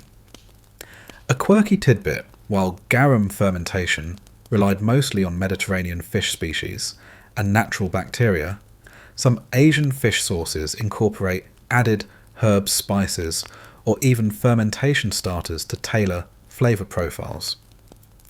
This regional diversity shows how a basic idea fermenting fish with salt can bloom into countless delicious variations. Historians still argue whether garum influenced these global sources directly through trade and cultural exchange, or whether these traditions arose independently due to similar environmental conditions and preservation needs. The truth may lie somewhere in between, reflecting ancient trade's reach and human culinary ingenuity. You can almost smell the salty, tangy aroma wafting through a Vietnamese street food stall, or a Korean home kitchen, where fish sauce is drizzled over fresh herbs, grilled meats, and spicy salads. These sauces act as culinary glue, uniting ingredients with a savoury punch, much like garum did in Rome. Beyond Asia, fermented fish products abound, from Scandinavian surströmming to Filipino bagoong, each with unique flavours and cultural stories. This global tapestry of fermented fish delights underscores a universal human practice, preserving flavouring and celebrating the sea's bounty. As you imagine tasting these sauces, you realise that garum is not just a Roman relic, but part of a worldwide family of fermented fish products, each a testament to creativity and adaptation. Their pungent, savoury profiles might challenge modern noses, but their enduring popularity shows a deep-rooted love for bold flavours. So as you let the night envelop, you picture garum's legacy spreading across oceans and continents, connecting cultures through a shared love of fermented fish, the ancient pungent sauce that transcended time and place to flavour the world.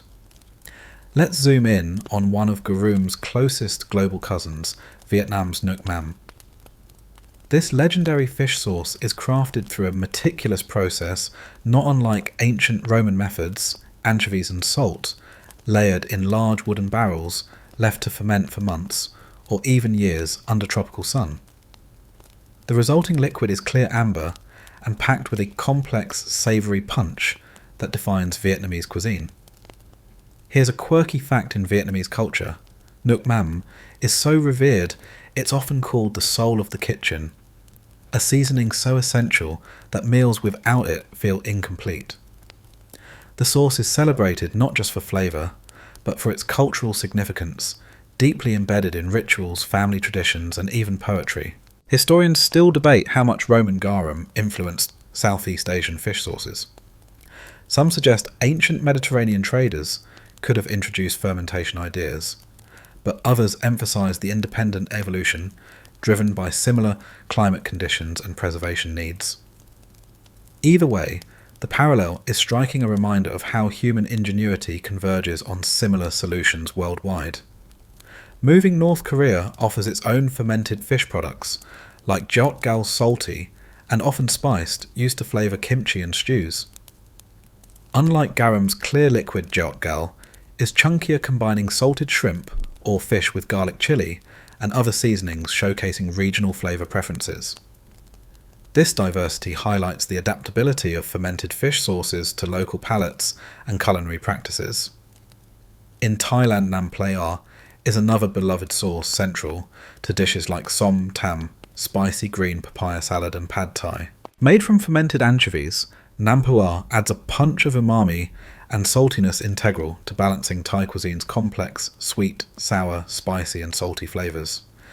Its production also involves careful fermentation and quality control, echoing the precision of Roman garum workshops. Even beyond Asia, the global family of fermented fish sauces includes Scandinavian surströmming, a notoriously pungent fermented herring, and the Philippines bagoong, a fermented shrimp paste. Though different in form and intensity, these sauces share garum's fundamental role as flavour enhancers and preservers, binding together diverse culinary traditions. Imagine a map of the world dotted with these pungent savoury sauces, each a vibrant thread in the tapestry of human food culture. Garum's story extends far beyond Rome's borders, touching distant shores and inspiring generations to ferment flavour and feast. So as you drift towards sleep, savour the thought that the humble idea of fermenting fish transcends time and place, an ancient practice connecting kitchens across continents with its bold, unforgettable taste. Let's dive a bit deeper into the cultural significance of garam's global cousins and how they fit into their societies.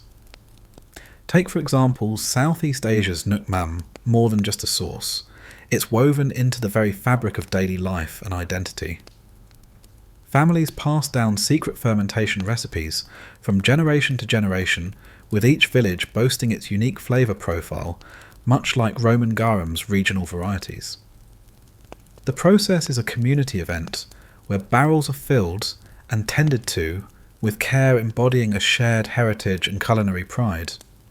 In Thailand, nampla is more than an ingredient. It's a symbol of balance in Thai cuisine's complex flavour architecture. Here the salty, umami-rich sauce harmonises with sweet palm sugar, spicy chilies, and sour lime, creating dishes that sing with contrast and depth. It's interesting to think that while Romans drizzled garam over their food, Thai cooks perfected the art of balancing multiple intense flavours, all anchored by fermented fish sauce. Moving to Korea, jeotgal offers a fascinating variation. It's chunkier, often spiced, and integral to making kimchi the country's iconic fermented vegetable dish. The fermentation process in jeotgal contributes not just flavour, but also essential bacteria that aid in preserving and transforming vegetables. This showcases a more symbiotic use of fermented fish sauces in food culture, going beyond seasoning into the realm of preservation and microbiology. Beyond Asia, fermented fish sauces like surströmming in Sweden or bagung in the Philippines carry their own cultural narratives. Surströmming's notoriously strong smell often stirs curiosity and challenge among outsiders, yet it's a beloved traditional food with deep historical roots. Bagung, meanwhile, serves as both condiment and cooking ingredient, featuring prominently in Filipino celebrations and everyday meals alike. These global fermented fish sauces share a remarkable commonality. They transform humble, abundant sea resources into something prized, complex, and culturally meaningful. Despite differences in preparation and usage, each sauce represents a marriage of environment, tradition, and taste. Historians still debate whether the Roman garum tradition influenced any of these global cousins through trade routes or cultural exchanges. While some evidence suggests limited direct contact, it's clear that the practice of fermenting fish to create savoury condiments emerged independently in multiple places. This phenomenon speaks to the universality of human culinary innovation, finding similar solutions to preservation and flavour enhancement across diverse cultures. As you reflect on this sprawling family of sauces, imagine a vast web of ancient and modern kitchens, all connected by the pungent, salty, and deeply satisfying essence of fermented fish. It's a sensory thread linking continents and centuries, inviting us to appreciate both our shared past and the vibrant diversity of global food traditions. So as you ease into rest, let the mingling scents of Mediterranean garum and Asian Nuoc Mam, Korean jeotgal, and other global sauces lull you. A worldwide chorus of flavours that whisper stories of survival, creativity, and taste. Section 10. You're now slowing down, letting the scents, tastes, and stories of garum settle like the last golden rays of a Roman sunset. Imagine yourself in a quiet Roman kitchen at dusk, the day's bustle fading, with only the soft crackle of embers and the faint tang of garum lingering in the air. This final sensory immersion invites you to savour not just the sauce, but the culture, history, and human stories it carried. Garam's aroma is complex, salty sea spray, fermented fish, hints of herbs, and a touch of earthiness. It's a smell that evokes the Mediterranean itself, warm and alive. Imagine dipping your finger into a small bowl, the thick liquid coating your skin with its rich, briny essence. The taste is layered initially, sharp and salty, mellowing into a deep umami richness that lingers, leaving a subtle sweetness and a touch of bitterness behind. You might recall the countless meals garum enhanced the rustic stews of common folk, the lavish banquets of emperors, the humble street foods and sacred offerings alike. Each drop carried tradition trade and a story of human ingenuity, a taste of an empire now centuries gone but alive in your imagination. Historians still ponder the full scope of garum's impact. Was it merely a condiment, or did it shape Roman identity and economy in profound ways? Whatever the answer, garum's legacy is undeniable. It embodies the fusion of nature's rawness with human creativity, patience and boldness. As your breathing slows and your mind quiets, let the image of garum's bubbling vats, sunlit ports and fragrant kitchens drift gently away like a soft tide receding into history. The pungent, salty essence fades into a calm sea of memory. Now dim the lights.